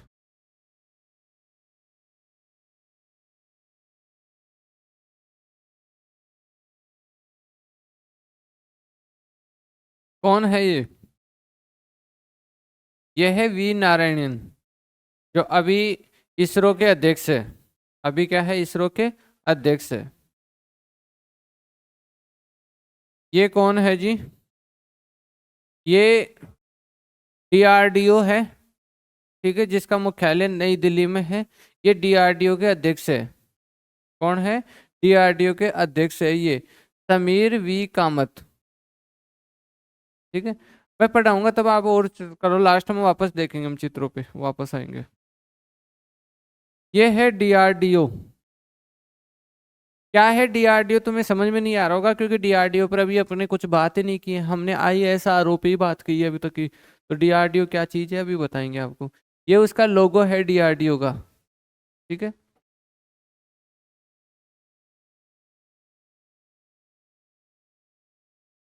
ये एक रॉकेट है, ठीक है। कौन सी है? नहीं नहीं, PSLV-5 है ये, ठीक है। रॉकेट लॉन्चर है ये, ठीक है। भारत तो लिखा हुआ है, भारत का है तो लिखा हुआ है एक भारत। एक ये है बरमोस, ठीक है, बरमोस। ये भारत और रूस का मिक्स का है, जिसमें भारत की ब्रह्मपुत्र नदी और रूस की कोई एक नदी और है जिसका ओस नाम ऐसे कुछ है, तो दोनों के अक्षरों को तोड़कर बरमोस शब्द इसको दिया गया है, ठीक है। ये बरमोस है। ये गणतंत्र दिवस पर इन पे बताया गया, इनकी परेड वगैरह, ठीक है। इसको तुम जानते हो तो बहुत अच्छी चीज है। राफेल। कौन है ये? राफेल। राफेल है। ये वो टैंक है। नाग नाग। नाग या अर्जुन, इनमें से ये कोई सा। अर्जुन टैंक है या तो या नाग है। ठीक है। एंटी टैंक मिसाइल है, मिसाइल आएगी तो ये सल्टा देगा उसको। ये आकाश है जी। हाँ, ये आकाश है। जो बताया था ना आपको, लास्ट मिसाइल आकाश, सतह से हवा में वार करने वाली। ये है गगनयान 3, LBM 3, जिससे ये ले गया था इसको। पता है ना आपको, लिखाया था ना मैंने LBM 3। उसका बड़ा नाम और छोटा नाम दोनों बताया था। ठीक है। ये है इस प्रकार से शुरू की लॉन्चिंग है ये। ये है आपका चंद्रयान 3 का। ठीक है। प्रज्ञान। ठीक है। अरे आपके चक्कर में मैंने एक किताब और पढ़ ली अंतरिक्ष से रिलेटेड। ये आदित्य L1 है, वो सूरज वाला, सूर्य वाला। वो चांद तो बैठे सूरज है के।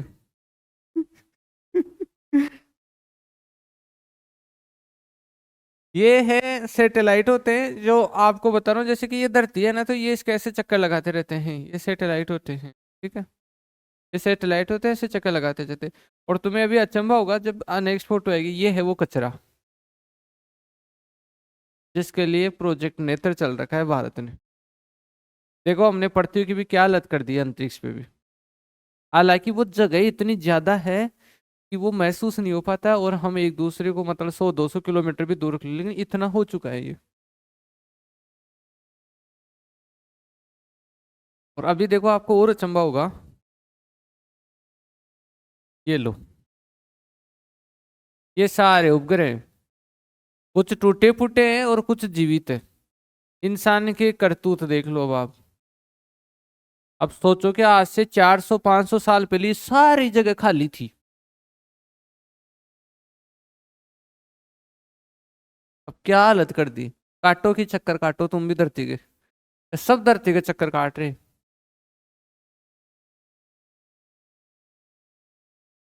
इस तस्वीर को जब मैंने लिया तो मैं खुद अचंभे में रह गया। यार देखो क्या कमाल कर दिया।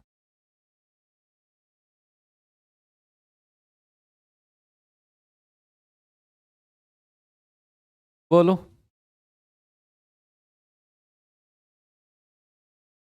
अब कुछ बोलने के लिए बाकी नहीं रहा ना। ये लो साहब, और देख लो तुम, तुम्हें दर्शन करा दूं मैं। ये पाकिस्तान जैसे से कुछ पार भी नहीं पड़ रही थी तो उसने 11 पॉइंट, वो कितना था, 2 था ना, 11.2 ही था। 11.2 किलोमीटर प्रति सेकंड की रफ्तार से भेज दिया किसी को ही, तो जाके कुछ ही करे बाहर। भगा दिया कि ले, भगा के तो आ गए कम से कम। ये तमाशा कर दिया है इसका। स्पेस डेबारिस इन ऑर्बिट अराउंड अर्थ।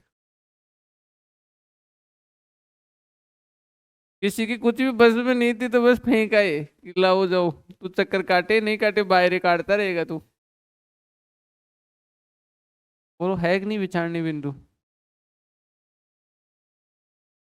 तो बहुत सारी प्रॉब्लम क्या हमें दिखाई नहीं दे रही है। अब सोचो कि अब सोचो कि पिछले 6 महीने में AI के आने के बाद में इतना ज्यादा बदलाव हुआ है, इतनी ज्यादा प्रोसेसिंग तेज हुई, तो आने वाले 200 साल में हम क्या कर देंगे। बहुत बुरी तरीके से तहस नहस कर देंगे। 200 साल तो तुम मानो कि बहुत ज्यादा है। इंसान इतने उल्टे काम कर देगा कि हद पार होगी। जैसे मैं क्यों कहता हूँ कि मेरा भारत महान है, वो सुनो तुम। एक लड़का, छोटा बच्चा, 4 साल का, 5 साल का, उसके माँ बाप उसको पकड़ के पिकअप में डायरेक्ट पीछे पेशाब कराते हुए मुझे दिखते हैं। मैं कहता हूँ कि भारत महान है। ठीक है। दूसरी बात सुनो। एक पार्टी में एक लड़का किसी लड़की के ऊपर शराब की बोतल, वो नहीं आती कि जिसमें निकलती है शराब ऐसे लंबी सी, कौन सी आती है वो मेरे को नहीं पता। हाँ, वो डालता है, वो लड़की भी खुश होती है, फिर कोई और डालते है वो भी खुश होते हैं। तब हमें कहना पड़ता है कि भारत महान है। पिकअप में या किसी टेम्पो में चलते हुए छोटे छोटे बच्चे गलत गलत इशारे करते हैं, ठीक है। हाँ, वो पता नहीं अंगुलियां कैसे उनकी काम करती है, तो हमें कहना पड़ता है कि भारत महान है, ठीक है। भारत का युवा 6 से 7 घंटे औसतन रील और सोशल मीडिया देख रहा है, तो कहना पड़ता है भारत महान है। भारत के नेता महाराणा प्रताप और बाबर को क्या पता किन किन को कैसे कैसे भाषण दे देते हैं, तो कहना पड़ता है भारत महान। जो 40-40 कत्लों में 20-20 कत्लों में अपराधी है वो जीत के आ जाते हैं, और दूसरा जो 40-40 साल तक शिक्षा के क्षेत्र में रहा है वो हार के आ जाते हैं, तो यही कहना पड़ता है भारत महान है। अब सोचो कि 100-200 साल बाद में हम कहाँ चले जाएंगे और पूरा विश्व कहाँ जाएगा। तो स्पेस टेक्नोलॉजी इसलिए भी पढ़ने की जरूरत थी। चलो खैर थोड़ा शुरू करें, नहीं तो इन्हीं में टाइम हो जाएगा।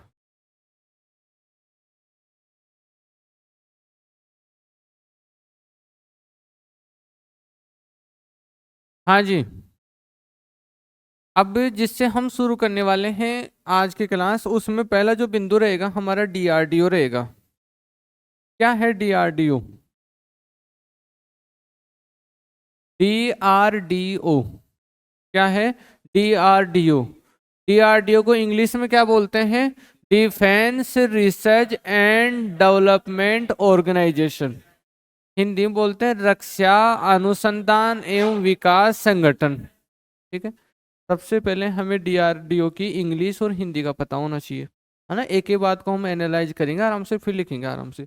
तो इसको बोलते हैं defence research and development organisation, ठीक है। डिफेंस यानी रक्षा, रिसर्च यानी अनुसंधान, डेवलपमेंट यानी विकास, ऑर्गेनाइजेशन यानी संगठन, ठीक है। तो रक्षा अनुसंधान एवं विकास संगठन, डीआरडीओ की स्थापना कब हुई थी भारत में? 1958 में। और इसरो की स्थापना हुई थी 1969 में। तो कोई ना कोई ये दो ऐसी संस्थाएं हैं जो एक दूसरे के पैरेलल काम करती हैं। अभी मैं बताऊंगा दोनों क्या चीज है। तो इस डीआरडीओ की स्थापना कब हुई थी? 1958 में। 1 जनवरी को, प्रत्येक वर्ष 1 जनवरी को हम मनाते हैं डीआरडीओ दिवस, जो कि अभी 1 जनवरी आने वाले हैं। तो ये इंपॉर्टेंट है एग्जाम के हिसाब से भी, कि प्रत्येक 1 जनवरी को हम कौन सा दिवस मनाते हैं? डीआरडीओ दिवस मनाते हैं। और डीआरडीओ का मुख्यालय कहाँ है जी? नई दिल्ली है। डीआरडीओ का मुख्यालय कहाँ है? नई दिल्ली है। और डीआरडीओ का जो आदर्श वाक्य है, जो अभी आपने लोगों में देखा भी होगा, बलस्य मूलम विज्ञानम। बल का जो मूल होता है वो क्या होता है? विज्ञान होता है, या बल का आधार विज्ञान होता है, ठीक है। बलस्य मूलम विज्ञानम, ठीक है। और इस डीआरडीओ का अभी जो अध्यक्ष है वो डॉक्टर समीर वी कामत है। अभी डीआरडीओ का अध्यक्ष कौन है? डॉक्टर वी समीर कामत है। और इसरो के अध्यक्ष कौन है अभी? डॉक्टर वी नारायणन है। डॉक्टर वी नारायण वर्तमान में इसरो के अध्यक्ष हैं। और डीआरडीओ के अध्यक्ष कौन है? डॉक्टर समीर वी कामत है। और एक बात ये थी कि भाई डीआरडीओ और इसरो है क्या आपस में, तो वो हम देखते हैं कि डीआरडीओ तो क्या करता है? हमारे देश की रक्षा से रिलेटेड काम करता है। और इसरो काम करता है वो अंतरिक्ष से रिलेटेड काम करता है, ठीक है। इसरो का अंतरिक्ष से रिलेटेड काम है, सारे उपग्रह वगैरह छोड़ना और वो सारे रॉकेट वगैरह छोड़ना, या अंतरिक्ष का अध्ययन वगैरह करना, या अंतरिक्ष के बारे में जानना, और वो सारा काम तो कौन करता है? इसरो। और डीआरडीओ किससे करता है? रक्षा से रिलेटेड करता है।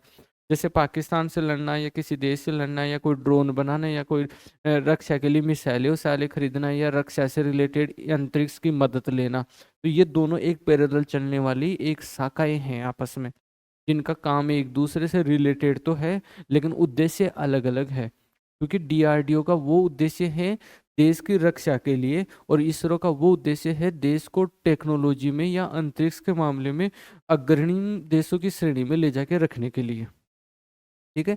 तो डीआरडीओ तो देश की किससे रिलेटेड है? रक्षा से रिलेटेड है। वो अनुसंधान करेगा, या कोई भी प्रयोग करेगा, या कोई भी चीज खरीदेगा, वो सिर्फ देश की रक्षा को ध्यान में रख के करेगा। और जो इसरो है वो देश को अंतरिक्ष में एक अंतरिक्ष के बारे में जानने के लिए करता है। तो जो मंगलयान है, जो चंद्रयान है, जो आदित्य L1 है, ठीक है, जो ये सारे के सारे काम किसके द्वारा किए गए हैं? इसरो के द्वारा किए गए हैं। और जो ये नाग वगैरह है, आकाश है, पृथ्वी है, ये सारे के सारे काम है, जो राफेल वगैरह है, मिराज 400 है, ये सारे है ना, ये सारे के सारे काम किसके द्वारा किए गए हैं? डीआरडीओ के द्वारा किए गए हैं। तो डीआरडीओ और इसरो एक दूसरे से किस प्रकार से एक होते हुए भी भिन्न है, ये आप समझ गए होंगे। ठीक है, एक दूसरे की काफ़ी हेल्प की आवश्यकता भी पड़ती है, ऐसा नहीं है कि भाई नहीं कर सकते, क्योंकि स्पेस से रिलेटेड ये काम ये होता है, स्पेस ये होता है, लेकिन ये रक्षा के लिए होता है और वो देश को अंतरिक्ष के बारे में अग्रणी बनाने के लिए होता है। डीआरडीओ की स्थापना 1958 में हुई और इसरो की स्थापना 1969 में हुई। डीआरडीओ के वर्तमान अध्यक्ष कौन है? डॉक्टर समीर वी कामत है। और इसरो के वर्तमान अध्यक्ष कौन है? डॉक्टर वी नारायण है। और 1 जनवरी को क्या बनाते हैं? डीआरडीओ क्या बनाते हैं? दिवस बनाते हैं। डीआरडीओ का पूरा नाम आ गया, रक्षा अनुसंधान एवं विकास संगठन। मुख्यालय कहाँ है? नई दिल्ली में है। आदर्श वाक्य क्या है? वलस्य मूलम विज्ञानम, विज्ञानम वलस्य मूलम विज्ञानम। भाई विज्ञान ही बल का क्या होता है? आधार होता है। कोई भी शक्ति है, ताकत है, उसके पीछे क्या है? विज्ञान है। ठीक है, ऐसे नहीं है कि हमारे पास हनुमान जी है तो अब हम पाकिस्तान पे 4 मिसाइल दगवा देंगे। उनके सब चीजों के पीछे क्या है? विज्ञान है। ठीक है, देवता वहां आते हैं जहाँ विज्ञान फेल हो जाती है। ठीक है, क्योंकि फिर इंसान को कोई ना कोई आश्रय चाहिए, तो वहां फिर वो देवता का आश्रय लेते हैं। ठीक है, इसलिए तो एक बात कहने को आ रही है कि जब जब विज्ञान नाम का जीव मोटा होगा, जब जब विज्ञान नाम का जीव मोटा होगा, तब तब ईश्वर नाम का जीव छोटा होगा। किसी बुक की लाइन है ये कि विज्ञान नाम का जीव मोटा होता जाएगा ना, तो ईश्वर नाम का जीव क्या होता जाएगा? छोटा होता जाएगा। अभी देखो दक्षिणी भारत के अधिकांश जगह कोई एक आधा देवता के अलावा, है ना, कोई एक आधा मंदिर के अलावा बहुत ज्यादा ये मतलब ये नहीं होते कि आज वो सभा हो रही है और आज वो यात्रा निकल रही है और आज वो क्या बोलते बाबा बैठ गया और वो कर रहे हैं। बाबा सारे है ना एमपी से नीचे जाते ही नहीं है, इधर यूपी से नीचे जाते ही नहीं है। इससे ज्यादा ज्यादा ज्यादा महाराष्ट्र तक चले जाते हैं, बम्बई तक, उससे नीचे बाबा लोग जाते ही नहीं है। क्यों? क्योंकि उधर क्या है? विज्ञान नाम का जीव क्या है? मोटा है। अब देखो जो आईएएस बनते हैं उनमें अधिकांश या उधर से बनते हैं, या फिर जो यूएसए में या फिर अफ्रीका में या इटली जर्मनी फ्रांस में जो भारत के लोग काम करते हैं उच्च पदों पे इंजीनियरिंग वगैरह में, जो उसी क्षेत्र के ज़्यादा जाते हैं। इसके केरल, कर्नाटक, तमिलनाडु, आंध्र प्रदेश, रोड साइड के, क्योंकि वहाँ पे विज्ञान नाम का जीव क्या है? मोटा है। तो ईश्वर नाम का जीव क्या है? छोटा है। तो डीआरडीओ के बारे में समझ गए आप सारी बातें क्या है? समझ गए? चलो एक बार क्वेश्चनों के रूम में पूछ लेता हूँ मैं आपको। डीआरडीओ का पूरा नाम बताओ जी। Defence research and development organisation. Hindi में क्या है? रक्षा अनुसंधान एवं विकास संगठन। डीआरडीओ की स्थापना 1958 में। और प्रत्येक 1 जनवरी को क्या करते हैं? डीआरडीओ दिवस मनाते हैं। डीआरडीओ का मुख्यालय कहाँ है? नई दिल्ली में। और आदर्श वाक्य क्या है? वलस्य मूलम विज्ञानम। डीआरडीओ के अध्यक्ष कौन है? Doctor Sameer V Kamat. 2026 तक रहेगा ये, जून जुलाई तक, तो अपने कोई दिक्कत आने वाली नहीं है अभी इसमें। ठीक है, और इसरो का अध्यक्ष कौन है? Doctor we नारायणम। और इसरो तो भारत के लिए किस क्षेत्र में काम करता है? अंतरिक्ष के लिए। और डीआरडीओ भारत के लिए किसके लिए काम करता है? रक्षा के लिए। एक मैंने यहाँ पे कुछ और लिखा है जिसमें 4 आते हैं, 4 में से मैं 2 आपको पहले लिखा चुका था। एक तो मिसाइल मैन। मिसाइल मैन तो किसको बता चुका हूं मैं आपको? डॉक्टर एपीजे अब्दुल कलाम को। और एक रॉकेट मैन। रॉकेट मैन किसको बता चुका आपको? के सिवान को, जो चंद्रयान 2 के समय क्या थे? अध्यक्ष थे। किसके? इसरो के। किसके अध्यक्ष थे? इसरो के। चंद्रयान 2 इसरो ने किया है, डीआरडीओ ने किया है? इसरो ने किया है, क्योंकि वो किससे संबंधित है? अंतरिक्ष से संबंधित है। और अभी बालाकोट की जो एयर स्ट्राइक की थी वो किसने की थी? डीआरडीओ ने की थी, क्योंकि वो किससे संबंधित है? रक्षा से संबंधित है। तो मैं आपको 2 चीज तो बता चुका हूँ, एक तो मिसाइल मैन बता चुका और एक रॉकेट मैन बता चुका। 2 मैन और एक भी मैन और है, वो भी हमें याद रखना पड़ेगा। एक तो है भारतीय परमाणु कार्यक्रम के जनक। ये तो आपको मैं बता ही दिया था, क्या नाम था इनका? डॉक्टर होमी अच्छा, वो तो उसके बताया था, अंतरिक्ष के लिए बताया था, ये परमाणु कार्यक्रम के लिए है। तो डॉक्टर परमाणु का भारतीय परमाणु कार्यक्रम के जनक कौन है? डॉक्टर होमी जागीर बाबा। वो डॉक्टर विक्रम साराभाई थे, वो तो किसके लिए थे? अंतरिक्ष के जनक थे, अंतरिक्ष कार्यक्रमों के लिए जनक थे। और ये किसके लिए हैं? परमाणु कार्यक्रम के जनक। परमाणु कार्यक्रम के जनक कौन है? डॉक्टर होमी जहांगीर बाबा। और एक है मिसाइल वीमन या अग्निपुत्री। मिसाइल मैन तो एपीजे अब्दुल कलाम है, और मिसाइल वीमेन यानी अग्निपुत्र ये है टेसी थॉमस। ये टेसी थॉमस नाम का और याद रखना। और भारत का पहला परमाणु परीक्षण हुआ था ना, वो तो हुआ था 1976 में, और पोखरण फर्स्ट बोलते हैं उसको। और उसका जो लोगो था ना, जो आदर्श वाक्य था, वो स्माइलिंग बुद्धा था। ठीक है, बुद्धा की तस्वीर थी हंसते हुए की। क्यों था? क्योंकि अमेरिका ने क्या कर दिया था, भारत के ऊपर प्रतिबंध लगा दिया था। जैसे अभी इस पे लगा रखे हैं ना, रशिया के ऊपर बहुत बुरे प्रतिबंध लगा रखे हैं। तो रशिया जो भी अपना सामान यूरोप वगैरह में बेचता है, तो वो अब क्या करता है, भारत को देता है। भारत फिर अपने टेक से बेच रहा है उनको, तो उनका रशिया का काम निकल रहा है थोड़ा बहुत। तभी तो वो आया था पुतिन। तो पुतिन का बोलने का अंदाज देखना तुम। और जब उधर से प्रतिबंध सारे हट जाते तो फिर बोलने का अंदाज फिर बदल जाता। ठीक है, तो अभी भारत क्या है, पुतिन के लिए एक तरीके से सांस बना हुआ है। क्योंकि जो यूरोप कंट्रियों में बेचेगा नहीं, तब तक डॉलर आएगा नहीं, तो कैसे फायदा होगा? तो भारत के थ्रू बेच रहे हैं। ऐसे भारत के लिए भी प्रतिबंध लगा दिया गया था कि भाई अगर आप नहीं करोगे ना ये परमाणु परीक्षण, तो ही ये प्रतिबंध खोले जाएंगे। और अगर आप ये करोगे तो फिर आपको और भी ज्यादा प्रतिबंधों का सामना करना पड़ेगा। तो भारत ने ये कहने के लिए, भाई भारत सिर्फ इसलिए कर रहा है ताकि भारत अपनी विपरीत परिस्थितियों में अपने स्वयं की रक्षा कर सके। इसलिए उस चीज को विश्व के सामने दिखाने के लिए स्माइलिंग बुद्धा किया था। क्योंकि बुद्ध किस पे बात बोलता था? बुद्ध बुद्ध बोलता था अहिंसा परमो धर्म। क्या है? अहिंसा परमो धर्म। अहिंसा का मतलब होता है कि भाई हम किसी के ऊपर किसी भी वजह से हिंसा नहीं करेंगे। तो हम जो परमाणु परीक्षण कर रहे हैं, उस परमाणु परीक्षण को अंतर्राष्ट्रीय तौर पर भारत ने इस रूप में प्रदर्शित करने के लिए, ये परमाणु परीक्षण सिर्फ सिर्फ और खुद की रक्षा के लिए और अड़ोस पड़ोस के देश के लिए बचने के लिए हम कर रहे हैं। बाकी हमारा इससे ये नहीं है कि हम किसी को सताने के लिए या हमारी तरफ से हिंसा के लिए कर रहे हैं। तो उसका तो क्या नाम था? स्माइलिंग बुद्धा। फिर दूसरा कर दिया है 1998 में, एपीजे अब्दुल कलाम के समय। उस समय भी खूब दबाव था, पोखरण सेकंड। और इसका नाम था ऑपरेशन शक्ति। क्या था? ऑपरेशन शक्ति। अब देखो भारत कैसे अपना रंग बदल दिया। अब की बार क्या कर रहा है कि शक्ति दिखा रहा हूं मैं तो। ठीक है, किनको दिखा रहे हैं? क्योंकि इससे जस्ट पहले पाकिस्तान वगैरह ने भी कर लिया था। क्योंकि भाई हम ऐसे नहीं है कि हमारे पास नहीं है। तो उसने ऑपरेशन शक्ति के तहत पोखरण में। और पोखरण कहाँ पड़ता है? कहाँ पड़ता है? जोधपुर में, जैसलमेर में पड़ता है, जोधपुर में पड़ता है। जैसलमेर में पड़ता है, क्योंकि वहां पे मरुस्थल है, तो उस जगह परमाणु परीक्षण होता है। तो इस स्लाइड से हम क्या लेंगे? एक, दो और तीन, और एक ये चार, चार फैक्ट लेंगे। पहले तो ये बताओ कि परमाणु कार्यक्रम के जनक कौन है? डॉक्टर होमी जहांगीर बाबा।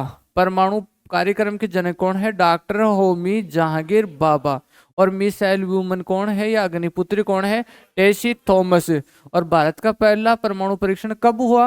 1974 में। उसको क्या नाम दिया? पोखरण फर्स्ट। और उसका टैगलाइन क्या थी? स्माइलिंग बुद्धा। और सेकंड कब हुआ? 1998 में। उसको क्या नाम दिया? पोखरण सेकंड। और उसकी टैगलाइन क्या थी? ऑपरेशन शक्ति। तो एक हम ये कुछ बातें लिखेंगे जो एमसीक्यू के रूम में हमारे से पूछी गई है। एक ये बातें भी है, और इसमें नया नया अपडेट जीके भी जुड़ता रहता है। नया नया अपडेट जीके भी जुड़ता रहता है, जिससे आपकी एग्जाम में क्वेश्चन भी आते हैं। एक तो है अभ्यास, ये है युद्ध अभ्यास, जिसका नाम है सूर्य किरण। सूर्य किरण जो युद्ध अभ्यास है, पहला दूसरा तीसरा ऐसे करता रहता है भारत। तो जो सूर्य किरण युद्ध अभ्यास है ना, वो भारत और नेपाल के बीच में होता है। सूर्य किरण युद्ध अभ्यास किन दो देशों के बीच में होता है? भारत और नेपाल के बीच में होता है। और जो मित्र शक्ति है ना, मित्र शक्ति युद्ध अभ्यास, वो भारत और श्रीलंका के बीच में होता है। मित्र शक्ति युद्ध अभ्यास भारत और श्रीलंका के बीच में होता है। और ये तो मित्र है और ये मैत्री है। कौन है? मैत्री है। तो ये भारत और थाईलैंड के बीच में होता है। मैत्री जो युद्ध अभ्यास है वो भारत और थाईलैंड के बीच में होता है। और एक का नाम है संप्रीति। संप्रीति जो युद्ध अभ्यास है वो भारत और बांग्लादेश के बीच में होता है। और एक का नाम है इंद्र। इंद्र जो युद्ध अभ्यास है वो भारत और रशिया के बीच में होता है। तो ये तो फिक्स युद्ध अभ्यास है। बाकी जैसे जैसे होते हैं ना, वैसे उनके नाम भी बदलते रहते हैं या नए नाम आते हैं, तो वो आपको करंट जीके में देखने को मिलते हैं। ठीक है, अभी जैसे मैंने भी एक दो कभी अभी पिछले करंट करवाया था तब लिखाया था, लेकिन ये फिक्स है। इनमें जैसे फर्स्ट सेकंड से नाम दे देता है। तो एक बार बोलना, सूर्य किरण तो किन के बीच में? भारत और नेपाल। मित्र शक्ति भारत और श्रीलंका। और मैत्री भारत और थाईलैंड, और संप्रीति भारत और बांग्लादेश, और इंदर किसके बीच में, भारत और रशिया के बीच में। ठीक है, तो ये कुछ डाटा है। अब इन डाटों से आगे ही मिलते जुलते, जैसे मैंने एक ये भी देख लेते, ये भी क्वेश्चन आता है, ये और देख लो एक बार। ये जो राफेल है ना, राफेल, राफेल तो हम किस देश से खरीदे थे, फ्रांस से। किससे खरीदे हैं, फ्रांस से। और एस 400 कहाँ से खरीदा गया है, रूस से। और एक चिनूक और अपाचे हेलीकॉप्टर है जो कि अमेरिका से, यूएसए से खरीदा गया है। क्या नाम है उसका, चिनूक और अपाचे हेलीकॉप्टर यूएसए अमेरिका से खरीदा गया। एक मिराज 2000 है, मिराज 2000 है, जिसको कहाँ से खरीदा गया है, फ्रांस से। कारगिल युद्ध में और बालाकोट स्ट्राइक में इसी को यूज लिया है, किसको, मिराज 2000 को। एक हेरोन ड्रोन है जो अभी भारत ने लिया है। ठीक है, तो हेरोन ड्रोन किससे लिया है, इजराइल देश से लिया है। तो ये बात भी हमारे काम की है। ठीक है, तो एक बार बताना मुझे, राफेल तो कहाँ से लिया, फ्रांस से। और S-400 रूस से। और चिनूक और अपाचे हेलीकॉप्टर यूएसए से। और मिराज 2000 फ्रांस से लिया गया है। और कारगिल और बालाकोट इस टाइम में किसका यूज लिया है, मिराज 2000 का। और हेरोन ड्रोन किससे लिया है, इजराइल देश से लिया है। ये ड्रोन का नाम है, ड्रोन जानते हो ना, वो छोटा सा है ना, उसको बोलते हैं ड्रोन। तो ये हेरोन ड्रोन कहाँ से लिया है, इजराइल से लिया है। तो ये कुछ आज वाली बातें और जल्दी जल्दी से लिख लेंगे। लिखो सबसे पहले DRDO।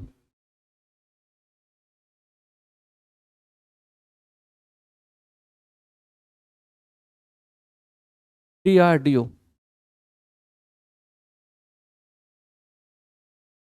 DRDO। इसका इंग्लिश में नाम लिख लो और फिर इसका हिंदी में नाम लिख लो।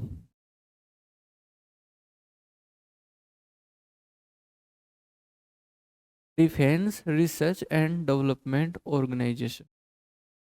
टाइम है हमारे पास ठीक ठाक, तो आराम से साफ सुथरी राइटिंग में लिख। ऐसे में नहीं कि बिल्कुल धीरे ही पढ़ जाऊँ।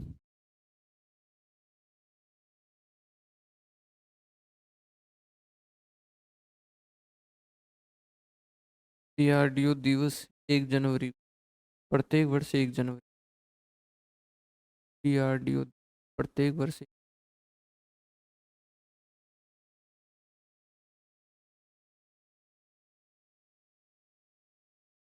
प्रत्येक वर्ष मुख्यालय नई दिल्ली।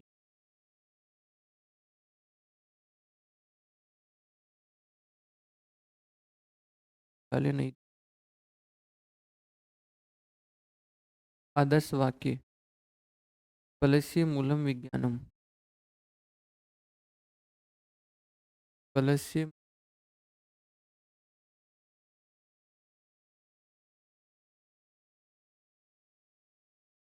फलस्य।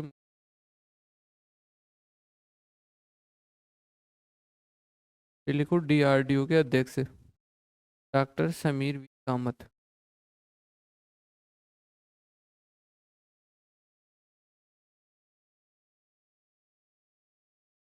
Doctor Sameer V Kamat.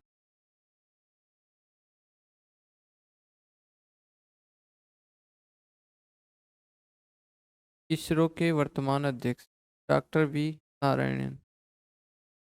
इसरो के वर्तमान अध्यक्ष, ये भी लिख लेना, वहाँ इसरो वाले में नहीं लिखाया हुआ है। इसरो के वर्तमान अध्यक्ष, फिर एक नोट लगाओ, नोट में DRDO और इसरो में क्या फर्क है वो लिखा देता हूँ।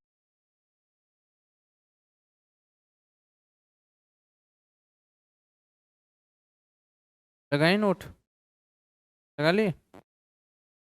देखो इसमें DRDO भारत के रक्षा संबंधी, DRDO भारत के रक्षा संबंधी कार्य एवं अनुसंधान करता है, जबकि DRDO भारत के रक्षा संबंधी कार्य अनुसंधान करता है, जब भारत की रक्षा संबंधी अनुसंधान कार्य करता है, जबकि इसरो, ISRO, जबकि इसरो, जबकि इसरो अंतरिक्ष संबंधी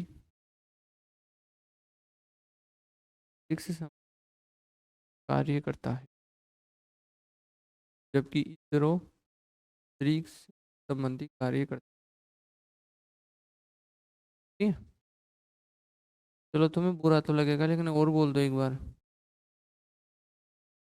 डीआरडीओ का पूरा नाम defence research and development organisation, रक्षा अनुसंधान एवं विकास संगठन। इस स्थापना कब हुई? 1958 को। प्रत्येक वर्ष 1 जनवरी को क्या बनाते हैं? डीआरडीओ दिवस मनाते हैं। मुख्यालय कहाँ है? नई दिल्ली में। आदर्श वाक्य क्या है? वलस्य मूलम विज्ञानम, वलस्य मूलम विज्ञानम। अध्यक्ष कौन है? Doctor Sameer V Kamat. और इसरो के अध्यक्ष कौन है? Doctor V Narayan. डीआरडीओ भारत का कैसे संबंधित कार्य करता है? रक्षा संबंधी, जबकि इसरो भारत के अंतरिक्ष संबंधी कार्य करता है। नया स्टार लगाओ। इसमें ये चारों बातें, तीनों बातें ये लिखनी है।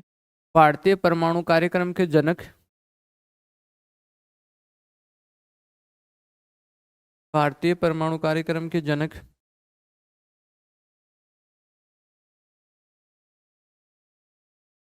भारतीय परमाणु कार्यक्रम doctor Homi Jehangir Bhabha.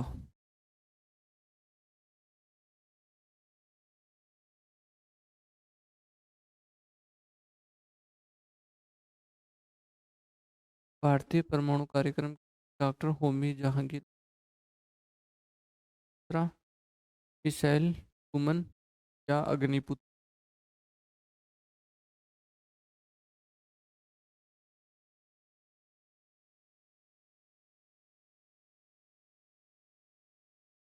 Missile woman अग्निपुत्र।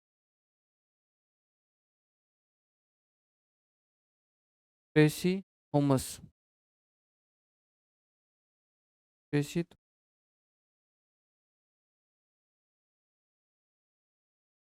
हाँ ये इंडिया की है ये।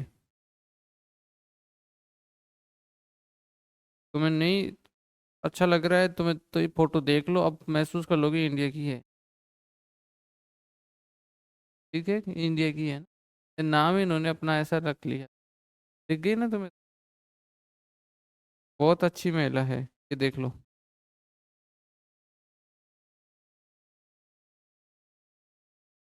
जूम में सही नहीं दिखेगी यार, ऊंचा फट जाती है।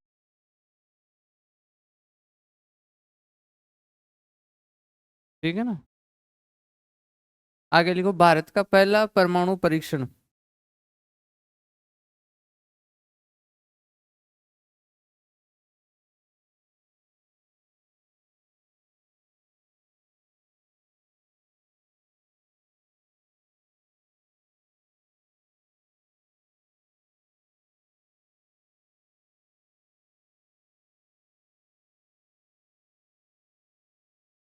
भारत का पहला परमाणु परीक्षण, ये अग्नि जो अग्नि 4 का वर्जन था ना, उस समय ये प्रमुख वैज्ञानिक रही थी। और ये एक ऐसा क्षेत्र है जिसमें पुरुष ज्यादा है, तो उस काम अच्छा किया है एसी थॉमस ने, तो इसलिए इनको अग्निपुत्री कहने। भारत का पहला परमाणु परीक्षण 1976 में, पोखरण फर्स्ट। और इसकी टैगलाइन थी smiling Buddha, smiling Buddha.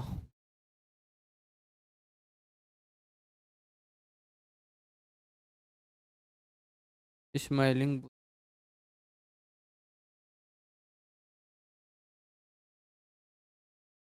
Second परमाणु परीक्षण 1998 में,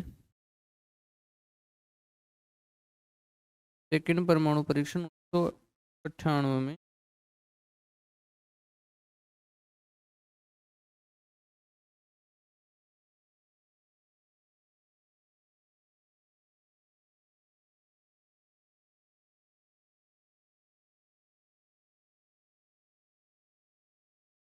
ये बुद्ध पूर्णिमा के दिन भी हुआ था रे भाई, पहला बुद्ध पूर्णिमा के दिन हुआ था।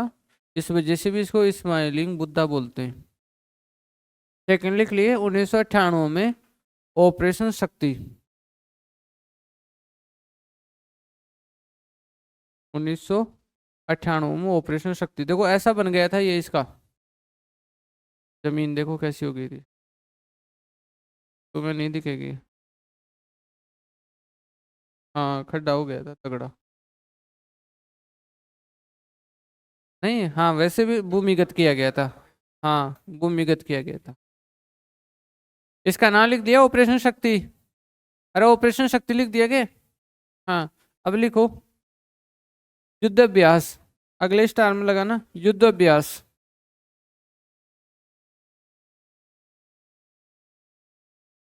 अगले स्टार में लगाना युद्ध अभ्यास।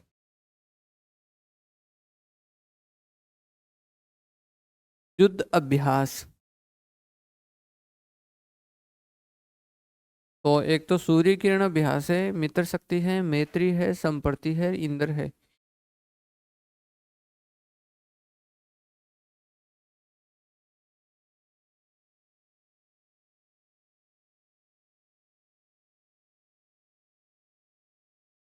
फिर भारत और पाकिस्तान के बीच में भी युद्ध अभ्यास होना चाहिए क्या? युद्ध ही होता है डायरेक्ट, या अभ्यास नहीं होता? वैसे जितनी छवि पाकिस्तान की हमारे यहाँ कमजोर दिखाई जा रही है, उतना कमजोर पाकिस्तान भी नहीं है। है ना, ये भी ध्यान रखना आप। हाँ उतना नहीं है।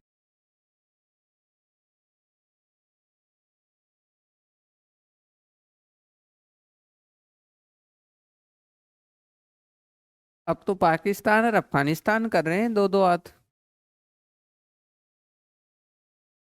दोनों के नागरिक बहुत वैसे भारत टाइप के हैं, मतलब दिलेर नागरिक हैं। इमोशनल है ज्यादा। किसका? है क्या था? अरे भारत वालों को तो बहुत चाहते हैं वो। आतंकवादी तो क्या बेटे, वो दिखते हैं वैसे उन जैसे, वो उनका पैराण है।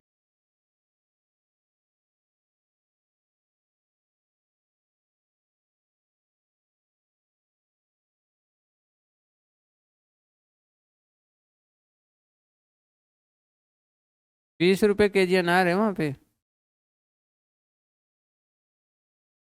अरे एक बात और सुनो, इंडिया से तो उसकी करेंसी मजबूत है अफगानिस्तान की। और मोदी जी पहले तो खूब कहते थे मित्रों, ऐसे गिर नहीं सकता रुपया। क्या कारण है? कुछ तो कारण है मित्रों, नहीं तो रुपया इतना गिर नहीं सकता। 62 पे मिला था और 92 93 पे पूछा दिया। अफगानिस्तान का भी शायद हमारे से 2 3 गुना अच्छी करेंसी है। हम्म। संप्रति।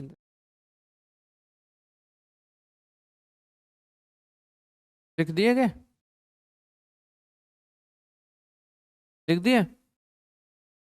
ये राहुल गांधी के कुछ वीडियो वीडियो वायरल कर रहे थे, तो राहुल गांधी और उन्होंने क्या किया, मोदी का ही कर दिया। गुजरात का सारा उनका पूरा बता दिया सिस्टम। उससे संसद पे अब दूसरे विषयों पे भी चर्चा हो सकती है, हमारी संसद पे। पर्सनल लाइफ पे भी चर्चा होगी।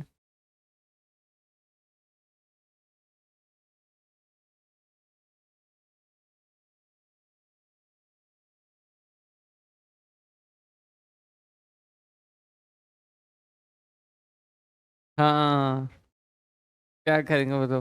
बिना बिजली का पानी अब काम भी कैसे देगा वो तो।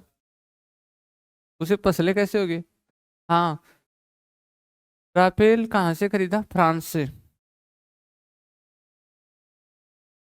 इसमें लिख लेना कि राफेल फ्रांस से खरीदा, नहीं तुम देखोगे कि राफेल फ्रांस में है, एस फोर रूस का है। क्योंकि हमारा तो खुद का भी तो अब तब पता नहीं है ना ज्यादा। हम फ्रांस की तरफ राफेल का मुंह वापस कर देंगे। ले तेरो राफेल संभाल।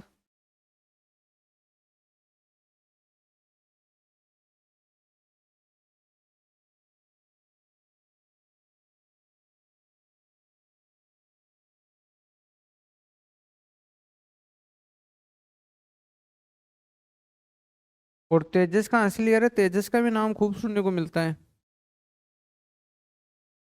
हैं? तो तेजस कहाँ से लिया? हम्म? कहाँ से लिया तेजस? तेजस कहीं से नहीं लिया है, स्वदेशी निर्मित ही है वो। मत बता देना कि पाकिस्तान से लिया।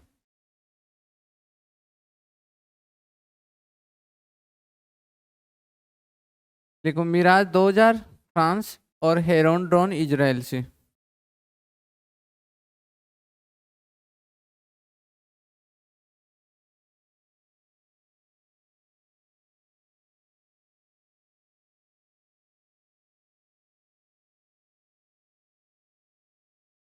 अब राफेल जब फ्रांस से ले लिया ना, तो तेजस भारत बनाना था ही, वो तो मैंने तुम्हें बता ही दिया था तरीका।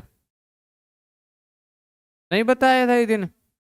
अब पूरा अपन नहीं करेंगे, क्योंकि ये जो वीडियो है ना यूएसए तक भी जाता है, तो वहां थोड़ा ओपन हो जाए मामला। कि राफेल फ्रांस से लेने पर तेजस भारत कैसे बनाता है, पता है ना?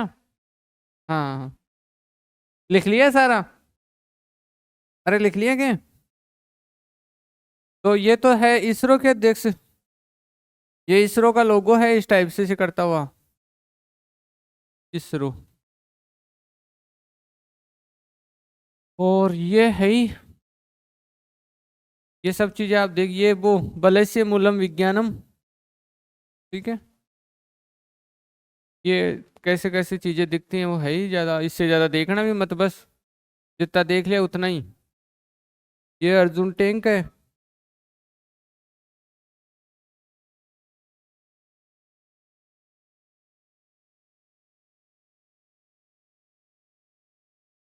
लेकिन ये इंटरेस्टिंग बात है सबसे ज्यादा, है ना? इसमें जूम नहीं होता। मैं जहाँ से इसको देखा था वहां तो जूम भी दे, तो आपको दिखेंगे थोड़ा सेटेलाइट से दिख रहे हैं, नहीं दिख रहे, देखो। देखो, दिख रहे हैं ना? ये हमें थोड़ा बहुत ज्यादा पास पास दिख रहा है ऐसा नहीं है, क्योंकि पृथ्वी का जो ऊपर का आवरण है ना वो काफी बड़ा है, बहुत बड़ा है। ठीक है। लेकिन हम जब फोटो लेते हैं तो वो एक साथ आते हैं। जैसे मैं आपकी फोटो यहाँ से लूंगा तो आप दूर दूर बैठे दिखेंगे, मैं थोड़ा सा 100 मीटर दूर जाके लूंगा तो फिर आप बहुत ज्यादा पास बैठे दिखेंगे, और फिर मैं और 200 मीटर जाके लूंगा तो आप और भी ज्यादा पास पास बैठे, फिर लास्ट में आप एक बिंदु बन जाओगे। ठीक है ना? हाँ। ऐसे इसलिए हम फोटो दूर से लेते हैं। लेकिन फिर भी ये एक अच्छा विषय नहीं है। ठीक है ना? क्योंकि अनावश्यक चीजें वहां पे ले जाना, ये तो छोड़ना तो आसान है, लेकिन हाँ।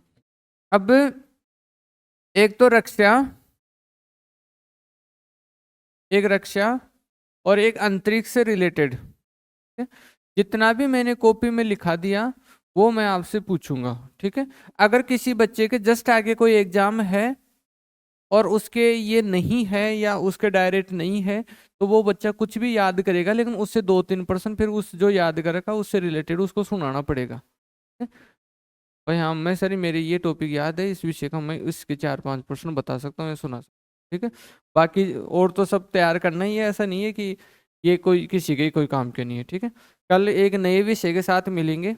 अब वो कौन से विषय के साथ मिलेंगे वो आगे देखेंगे। लेकिन इसमें आपने देखा होगा कि लगभग 100-150% तो आ गए होंगे जो मैंने लिखा है इसमें। और आप खुद अपने स्तर पर ऐड करते जाना, मैंने अच्छी तरीके से अच्छा खासा समझा दिया आपको, अब आपके पाले में है गेंद जो भी है। ठीक है। चलो 2-3 मिनट का ब्रेक ले लो, फिर रीजनिंग की क्लास लेना।